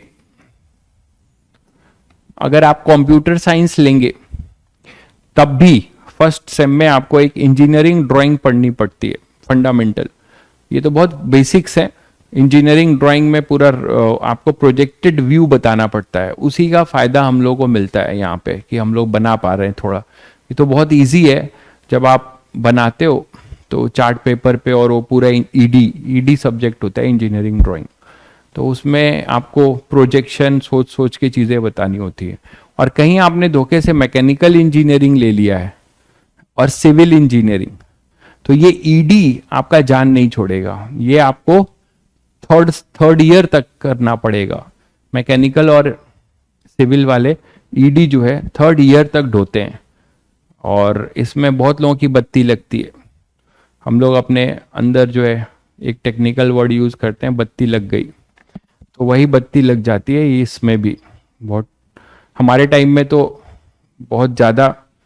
हाँ भाई, मैं भी ड्रॉपर ही था, आपकी तरह जो है इतनी सुविधाएं मुहैया नहीं थी। आईआईटी की कोचिंग का नाम लो तो फिर कोचिंग कहाँ थी पूरे देश में। पूरे देश में जो है कोचिंग कहाँ थी, केवल एक दिल्ली में फिटजी था और कोटा में बंसल था, बस ये दो। और विद्या मंदिर क्लासेस, 3 कोचिंगें थी जो बहुत हाई लेवल की थी। हम लोग तो सोच भी नहीं सकते थे कि हम इसको एफोर्ड कर पाए। कानपुर में वही आईआईटी कानपुर के कुछ टीचर इंडिविजुअल पढ़ाते थे सस्ते में, तो उसी के वजह से जो है हम लोग तैयारी कर पाए। नहीं तो ना हम उस लेवल की फीस दे पाते उस समय फिटजी और बंसल की। और बंसल की तो लेवल इतना हाई था कि वो केवल मतलब जो फर्स्ट ईयर जिन्होंने आईआईटी एडवांस लिखा है और वो एक्सटेंडेड लिस्ट में है ना, मान लो 4200 तक रैंक को सेलेक्ट करना होता था, किसी की रैंक 5000 6000 आई, कॉलेज तो मिलना नहीं है, तो वो तैयारी करते थे। और विद्या मंदिर में तो ये सेलेक्टिव बच्चों को केवल पढ़ाते थे। और ये पता है आपको, ये प्रथा बहुत अच्छा था। इसलिए अच्छा था क्योंकि बहुत बच्चों का भविष्य बच जाता था, बहुत बच्चों का भविष्य बच जाता था। लेकिन लोगों ने इसको क्या किया, इसको ग्लोबलाइज किया। सबको बताया कि सब लोग सब कुछ कर सकते हैं, आइए आइए तैयारी करिए। तब वो भी बात थी कि तब लेवल बहुत हाई था। अब तो नो डाउट सब तैयारी कर सकते हैं। जेई मेंस तो एक मीडियोकर या बिलो एवरेज बच्चा भी अगर मेहनती है तो जेई मेंस तो निकाल ही सकता है। इसमें कोई दो राय नहीं है, इसमें इफ एंड बट का कोई सवाल ही नहीं है। It does not need a very मतलब एक आईक्यू, एक बहुत फंडामेंटल एक बेसिक आईक्यू की जरूरत नहीं है जो आईटी एडवांस चाहता है। आईटी एडवांस आईक्यू को आज भी मांगता है, हालांकि लोग इतनी प्रैक्टिस करा दे रहे हैं, इतने वेरिएशन करा दे रहे हैं कि मेहनती बच्चे मेहनत से भी जो है नहीं बहुत बड़े रैंकर बन पा रहे हैं, तो सेलेक्ट तो अच्छे से हो ही जा रहे हैं। 2000 3000 4000 रैंक लाने वाला बच्चा जो है मतलब कोई बहुत एक्स्ट्रा ऑर्डिनरी नहीं भी होगा तो भी ला सकता है आईटी एडवांस में, उसको अगर मेहनती है और बार बार वो सारे वेरिएशन सोचा है किया है। ठीक है। अंडर 100 का नो डाउट कुछ स्पेशल जो है उनको अपनी तरफ से एफर्ट तो देना ही पड़ता है, वो बच्चों का अपना एक एफर्ट होता है, ठीक है। चलिए फिर इसका आंसर बताइए बच्चों। तो पहले वाले का आंसर तो सभी लोग बता पाएंगे, पहले वाले का आंसर तो सब लोग बता पाओगे। इस पे जो फोर्स लगेगा एफ ए बी जो है क्या होगा, तो एफ ए बी क्या होगा बच्चों। और उस समय पढ़ाने वाले का भी ना ही उतना कुछ इतना ग्लैमर था, ना ही पढ़ने वाले को इतना ग्लैमर था, ठीक है। पढ़ने वाला भी बेचारा आराम बहुत इक्के दुक्के, मतलब बहुत ही समझो कि पूरी 12th एक सेलेक्टिव क्राउड पढ़ाई करती थी, सेलेक्टिव क्राउड पढ़ाती थी। अब ये चीज ग्लोबलाइज हो गया है, इसका मजा बच्चों को तो कम मिल रहा है, पढ़ाने वालों को ज्यादा मिल रहा है, ठीक है। क्योंकि अब वो कंटेंट की जरूरत कम है, कंटेंट की जरूरत कम है। अब अपनी कुछ और कलाकारियां भी बहुत जरूरी है, जो इस कलाकारियों में निपुण है वही जो है सक्सेसफुल है।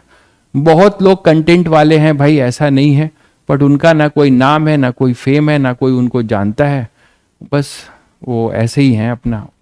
लेकिन जिनके अंदर पढ़ाने के साथ साथ कुछ कलाकारियां मौजूद हैं वो अपने आगे बढ़े हुए हैं। तो यहां पे एफ ए बी जो है क्या हो जाएगा, देखिए। तो आप बच्चों यहां से देख सकते हो कि ये एल है और ये बी है, तो यहां तुम लोगों को क्लियर हो रहा होगा, इस 3D डायग्राम से कुछ बचा नहीं है कि ये तो हो जाएगा एफ ए बी सर। और एफ ए बी का पूरा प्रोजेक्टेड एरिया, और ये हाइट एच है, तो ये होगा रो जी एच। यहां पे हर जगह पे प्रेशर सेम होगा, यहां पे हर जगह पे प्रेशर सेम होगा, वो होगा रो जी एच, ठीक है। पहले फर्स्ट एडवांस नाम की चीज नहीं होती थी, केवल स्क्रीनिंग होता था और जेई मेंस होता था। स्क्रीनिंग में 20,000 बच्चे सेलेक्ट होते थे, 1 लाख हमारे टाइम में 1 लाख समथिंग मतलब अपीयर हुए थे, 20,000 स्क्रीनिंग में सेलेक्ट हुए थे। 20,000 के साथ आप 4200 लोगों को फिर नेक्स्ट, जिसको हम लोग जेई बोलते थे, है ना, एडवांस मेंस नहीं था, स्क्रीनिंग था, है ना, स्क्रीनिंग था, और फाइनली जेई एडवांस जो बोलते हो वो सब्जेक्टिव एग्जाम था। तो ये 2 स्टेज होते थे। तो यहां पे अपने पास हो जाता था rho G H into L into B, तो ये तो बच्चों आप डायरेक्ट लिख सकते हो, ठीक है। F A B rho G H L B, rho G H L B, ठीक है। तो rho G H L B, ठीक है, तो rho G H L B ये था। अब एफ वाई की बात करो, जल्दी बताओ तुम लोग, इस वाले की बात करो, F B C. F B C क्या बोलोगे, ये ऐसे है, तो ये तो आसान है ना, इसका प्रोजेक्टेड एरिया लिख सकते हो क्या, यहां पे भी, लेकिन आपको थोड़ा फंसना होगा, ध्यान दीजिएगा। बीसी की बात कर रहे हैं, एफ बी सी नेट आपसे पूछा है, एफ बी सी आपसे नेट पूछा है, तो यहां से थोड़ा सा ध्यान दीजिएगा। कोई कमेंट करके बता पाएगा क्या कि एफ बी सी क्या होगा, ठीक है। योगेश भाई कह रहा है आपको सिलेक्शन के बाद फेमस कर देंगे।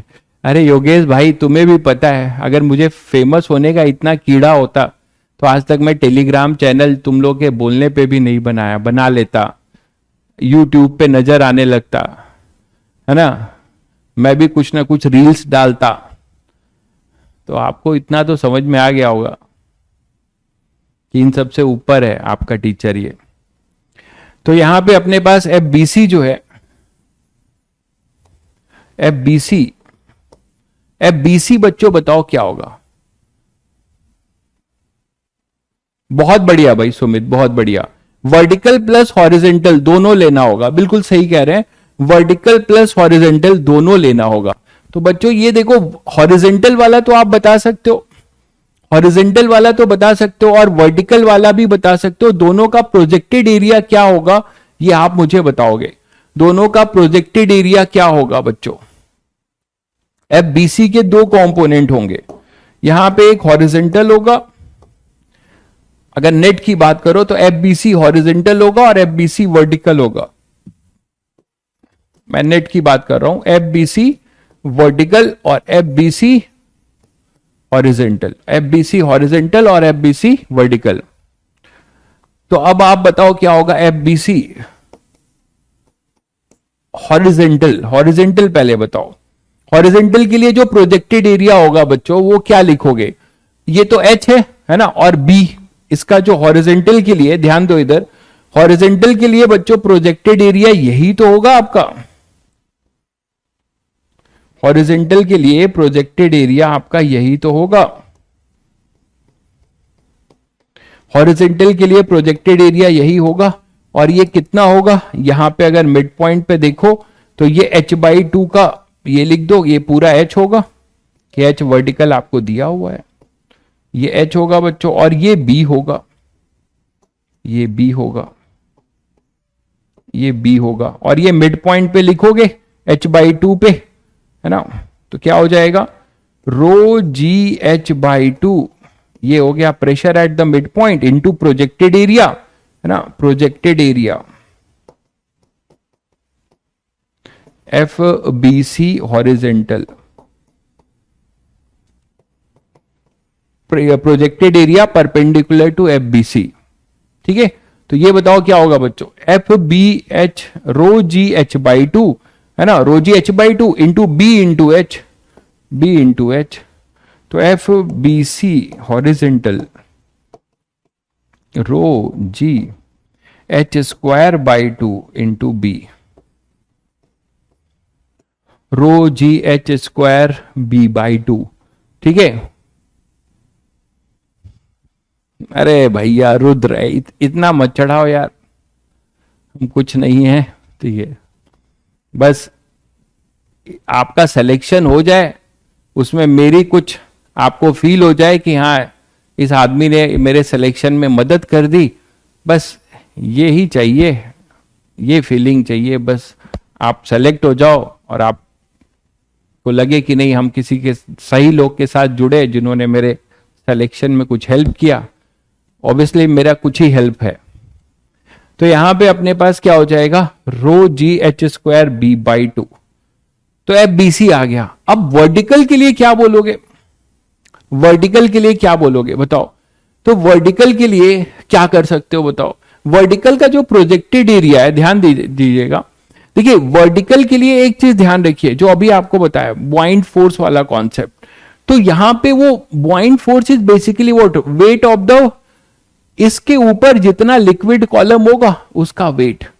आप ऐसे भी निकाल सकते हो कि जो वर्टिकल है, नेट वर्टिकल, वो इसके ऊपर, इस डैम के, इस इंक्लाइंड प्लेन के डैम के ऊपर जितना net wait of the liquid पड़ा होगा वही तो वर्टिकल लगाएगा। mg हमेशा नीचे लगता है ना, mg हमेशा क्या लगता है बच्चों? नीचे।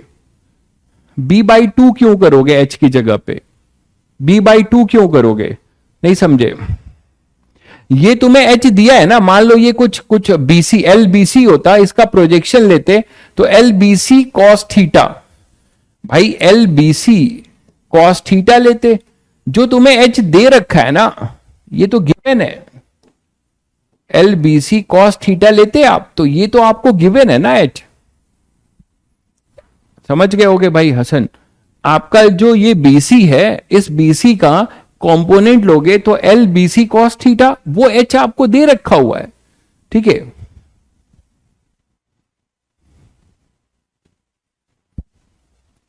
अब यहां से LBC cos theta equal to h, ये दे रखा है बच्चों।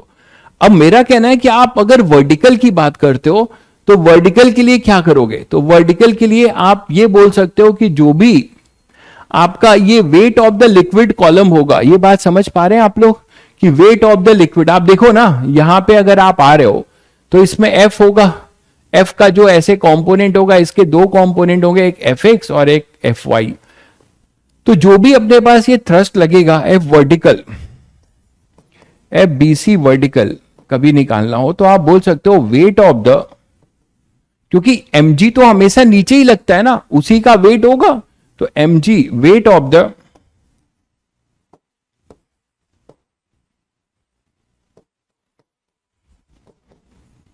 Liquid column, liquid just above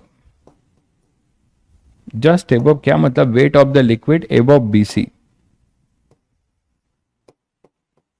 यही तो होगा, वो हमेशा mg के बराबर होगा। ठीक है, एफ ए बी में क्या डाउट है बता दीजिए, एफ ए बी में क्या डाउट है? एफ ए बी तो आपका पूरा का पूरा यही होगा ना, यहां तक दो पार्ट है। एफ ए बी के लिए क्या बोलोगे भाई? पूरा प्रेशर यहां पे यहां पे यहां पे हर जगह पे ये फिक्स हाइट है ना, तो ये तो प्रेशर रो जी एच होगा। यहां पे हर जगह पे प्रेशर रो जी एच होगा, कहीं पे भी प्रेशर लो रो जी एच होगा इंटू एरिया। एरिया पूरा परपेंडिकुलर है तो एल इंटू बी। ये तो बहुत आसान था, एफ ए बी तो आसान था भाई। चलो ये बताओ, wait of the liquid above BC. ठीक है, तो क्या हो जाएगा इस ट्रायंगल का एरिया? इस ट्रायंगल का एरिया कितना होगा बच्चों? Half base into height, half base into height. तो अगर ये h है तो ये कितना हो जाएगा? h cot theta. देखो जरा, h कॉट थीटा ही होगा ना, टैन थीटा होगा कि कॉट थीटा होगा? ये कितना होगा? मान लो ये d है,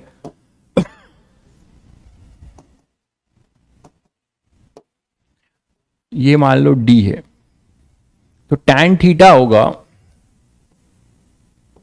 DC या CD अपॉन H।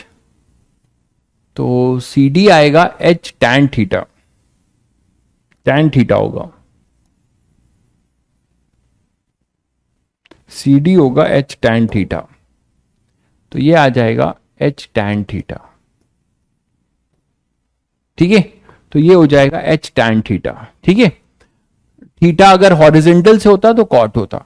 तो wait of the liquid above BC क्या लिख रहे हो? इसका एरिया, और ये कितना डेप्थ है इसका? बी इसका भाई क्रॉस सेक्शनल एरिया हो गया ना इसका एक तरीके से।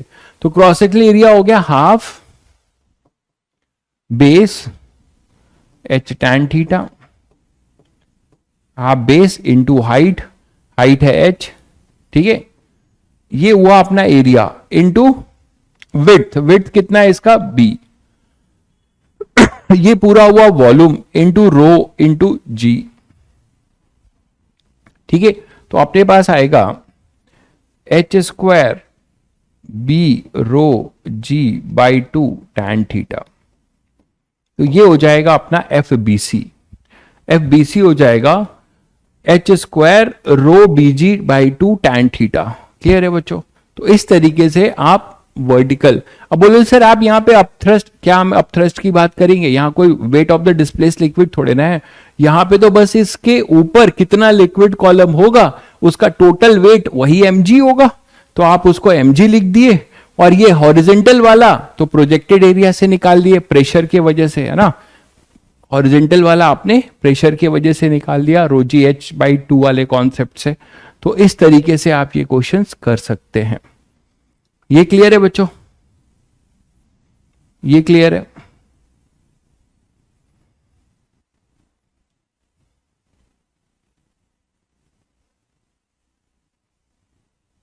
आगे बढ़े। हाइट एच होगा, हाँ बिल्कुल हाइट एच होगा। तो रो,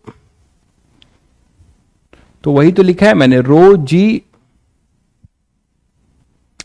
कौन सी हाइट? ये हाइट एच ही तो लिया है भाई।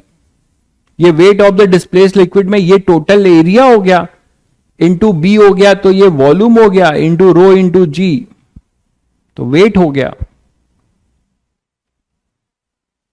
क्लियर है बच्चों?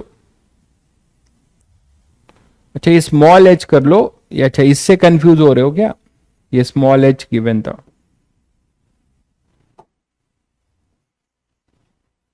ये स्मॉल एच कर लो, स्मॉल एच गिवन था तो मैंने कैपिटल ले लिया है।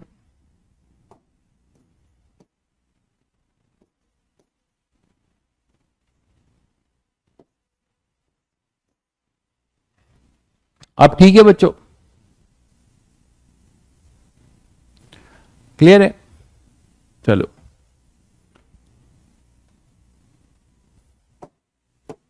अब मान लो एक क्वेश्चन और देखते हैं। मान लो एक हमारे पास हॉलो हेमिस्फेयर है,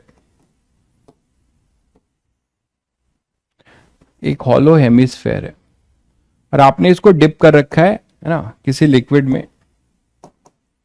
बॉयंसी, यार देखिए बॉयंसी मैं बहुत अलग से आपको डिस्कस नहीं कर रहा हूं,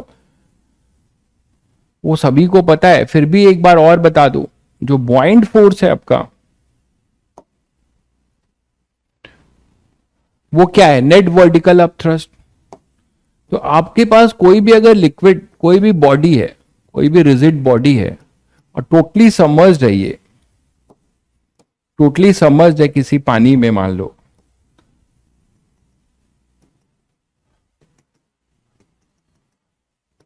फुल्ली सबमर्ज्ड है, हाफ भी हो सकती है, तो इसमें क्या वर्टिकल अपथ्रस्ट होगा। तो सभी को पता है कि अगर मैं यहां पे कोई एक पॉइंट लेता हूं तो उसका सिमेट्रिकल पॉइंट एक यहां पर होगा, एक पॉइंट मैं यहां भी, मैंने आपको एक क्लियर भी कराया एक क्वेश्चन के थ्रू, फिर बता रहा हूं। तो अगर मान लो मैं क्लोज बॉडी है, तो अगर मैं इसके वर्टिकल हाइट से यहां पे एक पॉइंट लूं तो इसके सिमेट्रिकल एक ये होगा। इसी तरीके से मैं यहां पर अगर एक पॉइंट लेता हूं तो ऐसा ही पॉइंट हमें इतने ही वर्टिकल डेप्थ पे इधर मिलेगा, बोलो। तो इसके वजह से जो प्रेशर होगा और यहाँ पे एक फोर्स होगा जिसको आप क्या बोलोगे, प्रेशर की वजह से जो फोर्स होगा वो एरिया के परपेंडिकुलर होगा, इधर होगा डीएफ। तो ऐसे ही डीएफ यहां पर भी होगा। इस डीएफ के दो कंपोनेंट होंगे, डीएफ एक्स और डीएफ वाई। और यहां पे अपने पास तो कभी भी क्लोज बॉडी है तो देखो आपको क्या मजेदार चीज मिलेगी, ये इधर हो क्या, वहां पे अपना जो डैम था, वो जो डैम था वो पूरा क्लोज नहीं था, है ना, एक ही साइड था ना, दूसरे साइड थोड़े था। तो आपको इसीलिए इस चीज को समझना होगा कि आप अगर यहां पर हो, देखिए, तो ये क्या हो जाएगा, इधर ये, इधर एक और डीएफ डैश होगा, इसका दो कंपोनेंट। तो जब भी क्लोज बॉडी होगी इधर डीएफ डैश ऐसा होगा। तो आप देख रहे हो कि कौन सा कंपोनेंट कैंसिल हो जाने वाला है, ये डीएफ डैश का, ये डीएफ डैश वर्टिकल,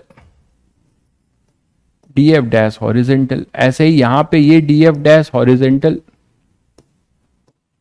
और ये डीएफ डैश वर्टिकल। ठीक इसी तरीके से यहां डीएफ, तो ये डीएफ हॉरिजेंटल, ये डीएफ वर्टिकल, यहां पे अपने पास डीएफ हॉरिजेंटल। तो कैंसिल हो रहे हैं कि नहीं, हर एक पर्टिकुलर पॉइंट का काउंटर पॉइंट मिल रहा है जहां पे प्रेशर का जो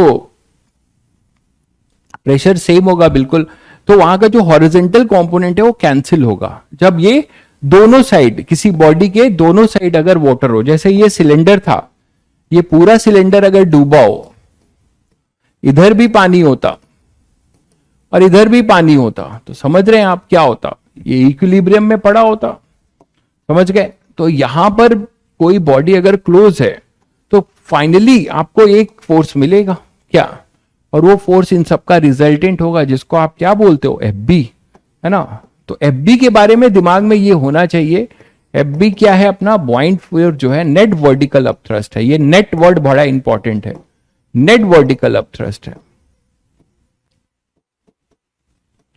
ये नेट वर्टिकल अपथ्रस्ट है। और ये किसके बराबर होगा, ये कुछ नीचे होंगे, है ना, कुछ नीचे के थ्रस्ट होंगे, कुछ ऊपर के थ्रस्ट होंगे। कुछ नीचे वाले जो थ्रस्ट होंगे इस सिमेट्रिकल बॉडी के नीचे वाले ज्यादा होंगे क्योंकि नीचे प्रेशर ज्यादा होगा, ऊपर प्रेशर कम होगा। तो वर्टिकल वाले का जो रिजल्टेंट होगा वो ऊपर होगा हमेशा और हमेशा। That's why this is called net vertical upthrust. और इसकी जो वैल्यू होती है, जो आर्किमिडीज ने बताया था, जो आप 8 क्लास से पढ़ रहे हो, कि wait of the displace liquid, ये किसके बराबर होता है, वेट ऑफ डिस्प्लेस लिक्विड के।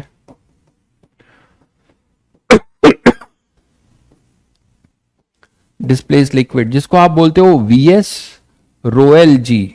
आप बोलोगे सर वीएस क्या है, वीएस जो है submerge part of the body है, जितना बॉडी डूबी होगी उतना ही वो डिस्प्लेस करेगी, सबमर्ज वॉल्यूम ऑफ बॉडी। अगर बॉडी पूरी सबमर्ज है तो अपनी पूरी वॉल्यूम को डिस्पर्स करेगी, है ना। तो वीएस अपना सबमर्ज है जो किसके बराबर होगा, वीएल के। तो इसको आप लिख सकते हो वीएल रो एल जी।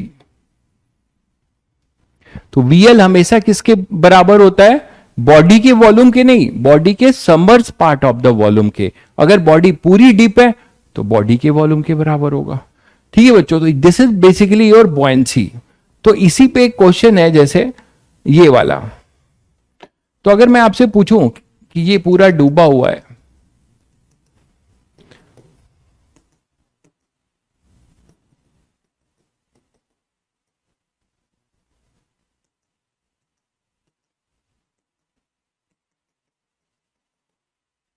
ऐसे ये डूबा हुआ है पूरा, ठीक है। अब आपको बताना है कि find the hydrostatic force on the curve part, find hydrostatic force on the curve part. तो आपको बताना है find hydrostatic force, find force on the curve part. तो कर्व पार्ट पे क्या फोर्स लग रहा होगा ये बताना है आपको। नेट नहीं है, ध्यान दीजिएगा, ठीक है। तो कर्व पार्ट पे क्या फोर्स लगेगा, तो ये बहुत आसान है। आपको ये पता है बच्चों कि इसमें जो कर्व पार्ट होगा, यहां पे अगर फिर से देखो तो कोई पॉइंट लेते हो तो फिर से इसका हॉरिजॉन्टल कंपोनेंट कैंसिल होगा और वर्टिकल अपना जुड़ेगा। तो ये सारे कर्व पार्ट के वर्टिकल जुड़ेंगे, तो यहां पे होगा एफ कर्व पार्ट और ये होगा ऊपर एफ फ्लैट पार्ट, और इन्हीं दोनों का जो रिजल्टेंट होगा वो बॉयंसी होगा। अभी अभी आपने पढ़ा कि नेट वर्टिकल अपथ्रस्ट होता है, तो ये एफ बी होगा। और ये जो होगा है ना, ये जो होगा अपना वो क्या होगा, एफ कर्व होगा, कर्व पार्ट। और ये क्या है, एफ फ्लैट पार्ट है। इन्हीं दोनों का रिजल्टेंट होगा तुम्हारा एफ बी, बोलो, इन्हीं दोनों का रिजल्टेंट होगा एफ बी।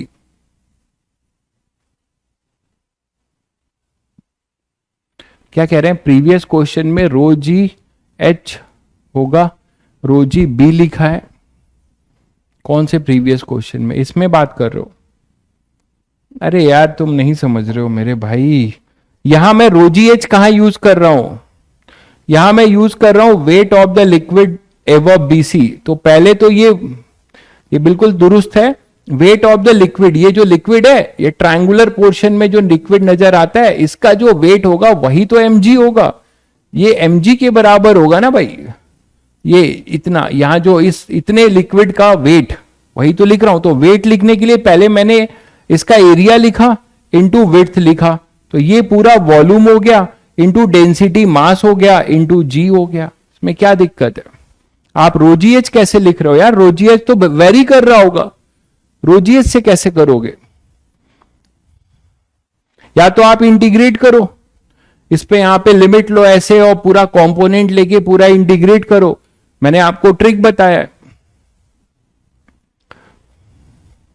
तो यहां पे अब बताओ क्या होगा, इनडायरेक्ट वे में आपको क्या पता है, एफ बी क्या होगा?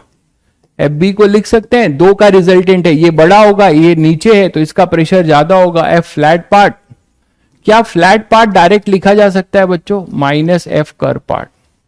तो ये दो वर्टिकल फोर्स का रिजल्टेंट है एफ बी। बताइए, दो वर्टिकल फोर्स का, दो वर्टिकल फोर्स का क्या है, रिजल्टेंट है एफ बी। बताइए क्या होगा फिर? ये आपको निकालना है। ये आपको क्या पता है और क्या ये पता है? क्या ये दोनों लिख पाएंगे आप? जल्दी बताइए, ठीक है ना? तो आप डायरेक्ट कर सकते हो। अब नहीं तो आपको इंटीग्रेट करना पड़ता, नहीं तो आपको क्या करना पड़ता, इंटीग्रेट करना पड़ता। आप देखो हर पॉइंट पे एच नीचे आओगे तो यहां पे हर जगह पे प्रेशर अलग है, हर जगह पे ये फोर्स अलग होगा। तो वो इंटीग्रेशन से बचने के लिए आप ट्रिक यूज कर सकते हैं, ये वाला। तो एफ बॉयंसी क्या होगा बच्चों? वो होगा, हेमिस्फेयर है तो 2/3 पाई आर क्यूब, ये वॉल्यूम हो जाएगा, इंटू रो इंटू जी, ठीक है, वी रो जी। तो वी रो अब यहां पे लिक्विड का है ऑब्वियसली, वी रो जी।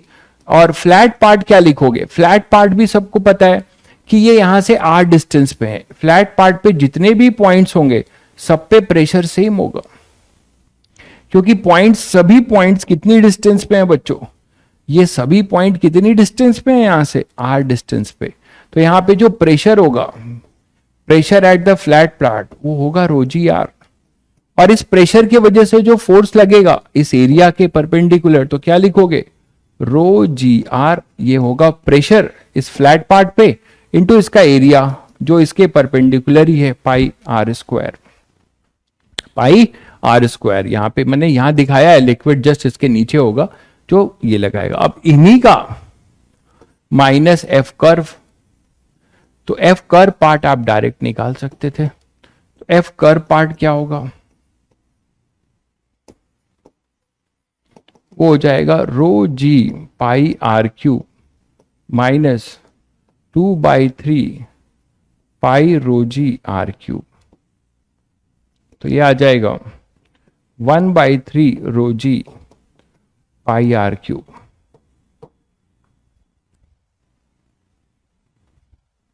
तो 1/3 रोजी पाई आर क्यूब। कुछ भाई लोग केवल रोजी पे कंसंट्रेट कर रहे होंगे, बाकी कह रहे होंगे हमें औरों से मतलब नहीं है, रोजी से मतलब है भाई। तो 1/3 रोजी पाई आर क्यूब, तो ये पूरा होगा 1/3 रोजी पाई आर क्यूब, ये पूरा होगा।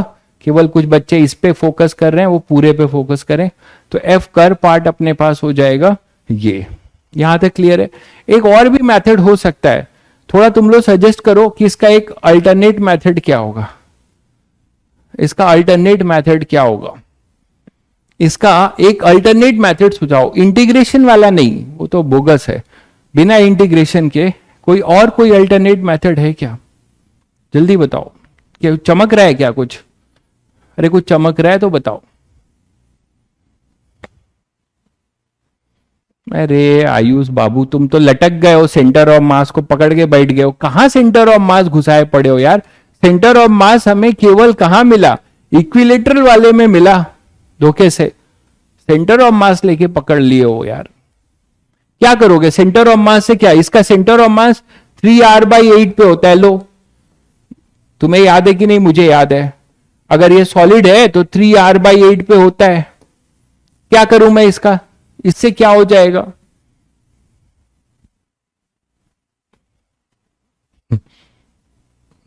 बोलो भाई।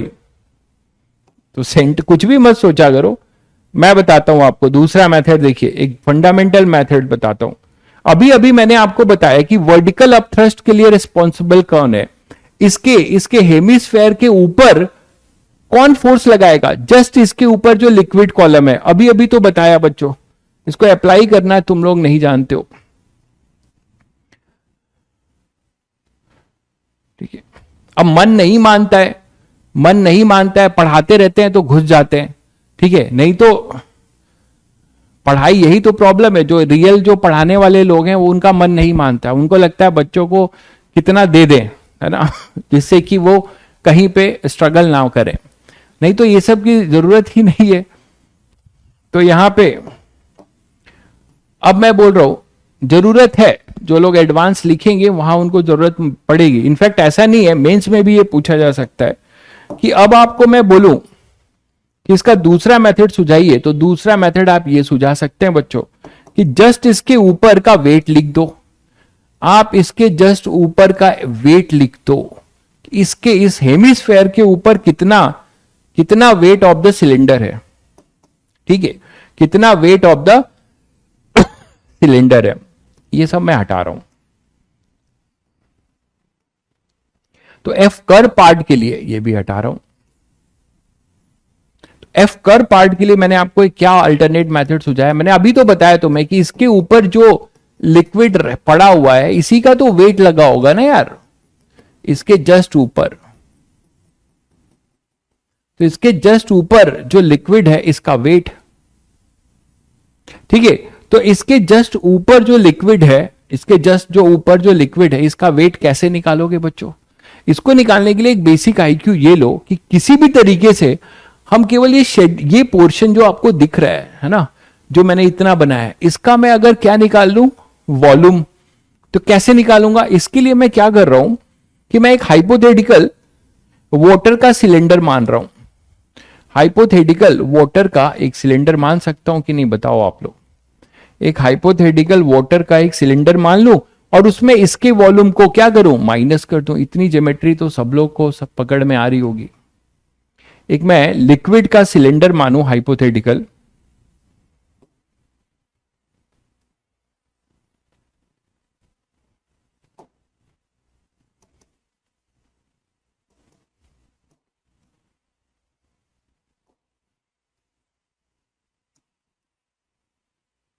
तो मैं अगर एक लिक्विड का सिलेंडर मानता हूं, देखो कितनी हाइट का, आर हाइट का, आर हाइट का अगर मैं एक लिक्विड का सिलेंडर मानूं और इसमें से माइनस कर दूं इस वॉल्यूम को, हेमिस्फेयर के वॉल्यूम को माइनस कर दूं बच्चों, है ना, इसमें से मैं हेमिस्फेयर के वॉल्यूम को माइनस कर दूं, तो मुझे कौन सा वॉल्यूम मिल जाएगा?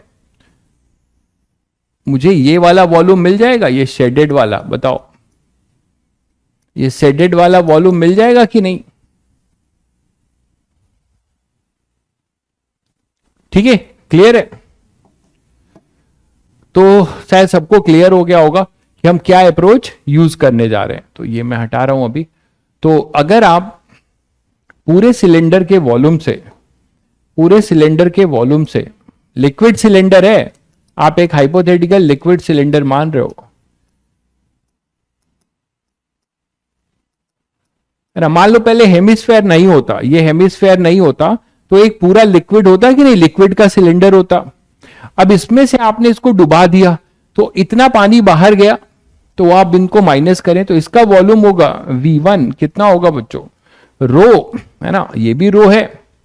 और आपको लिक्विड का ही मानना होगा, यहां पे एक चीज की गलती ना हो जाए, आपको यहां पर लिक्विड का, इस लिक्विड से इस लिक्विड का वॉल्यूम निकालना है, तो इसको भी आपको लिक्विड हेमिस्फेयर मानना होगा, इतने ही का। तो इस लिक्विड हेमिस्फेयर से, इस लिक्विड सिलेंडर से माइनस करोगे तो आपको इतना वॉल्यूम मिल जाएगा, ये वाला। बोलो, तो हमें मिलेगा V1 कितना हो जाएगा? रो V1 हो जाएगा, सिलेंडर है ना, तो pi are square H, H की जगह पे आर, तो पाई आर क्यूब। इसका वॉल्यूम होगा, इसको भी ये लिक्विड का ही है, तो लिक्विड का अगर मान रहे हैं,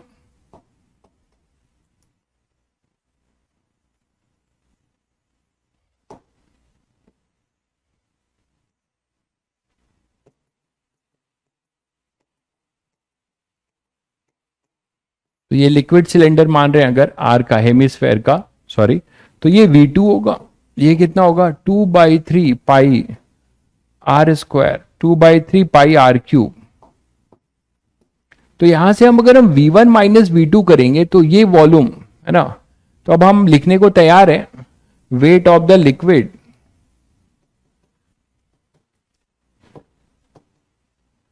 just above hemisphere equal to force on the curve part, force on the curve part। तो ये भी एक अप्रोच आप ले सकते हो। तो यहां से आपका क्या हो जाएगा? Pi r cube minus 2/3 pi r cube, यही तो वॉल्यूम होगा, इंटू रो इंटू जी, ये वेट हो जाएगा। तो आपको वही चीज फिर से मिल जाती है, तो वही चीज आपको फिर से मिल जाती है। तो ये एक अल्टरनेट मेथड आप ये ले सकते हो, ठीक है।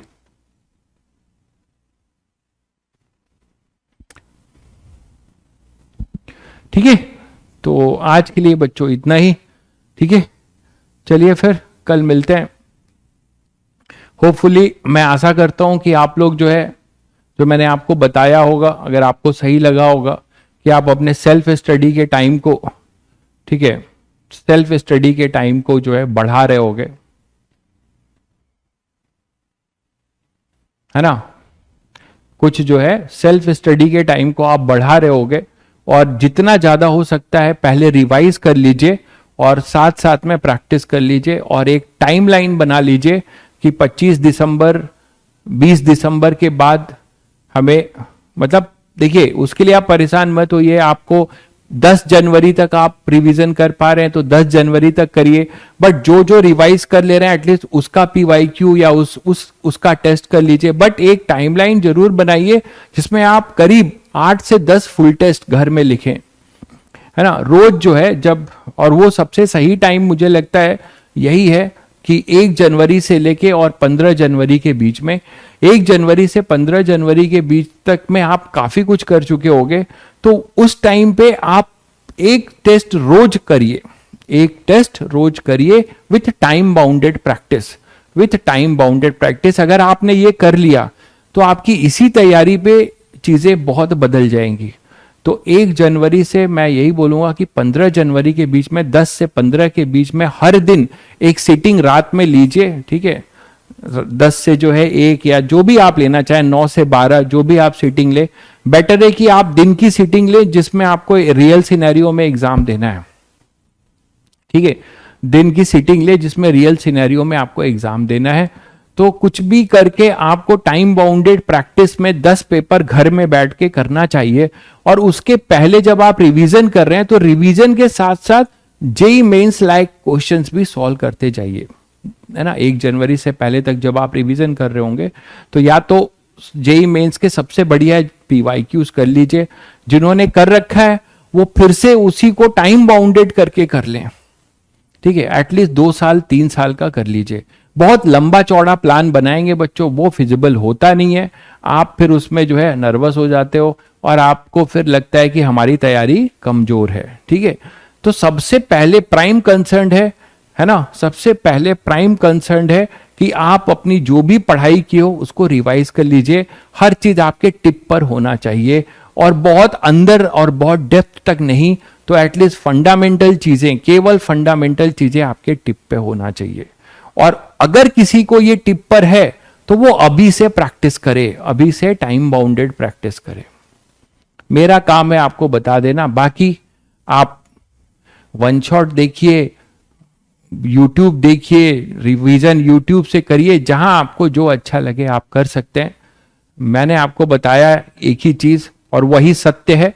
और सत्य यह है कि जितना ज्यादा आपका पेन चलेगा इस दौरान और जितना ज्यादा आप खुद से कुछ कर रहे होंगे वही आप लेके जा पाएंगे। कहां पर? अपने एग्जाम हॉल में, वही अपने एग्जाम हॉल में लेके जा पा रहे होंगे। हाँ भाई, शाम की क्लास है भाई, सेम शाम की क्लास है, शाम को मिलते हैं।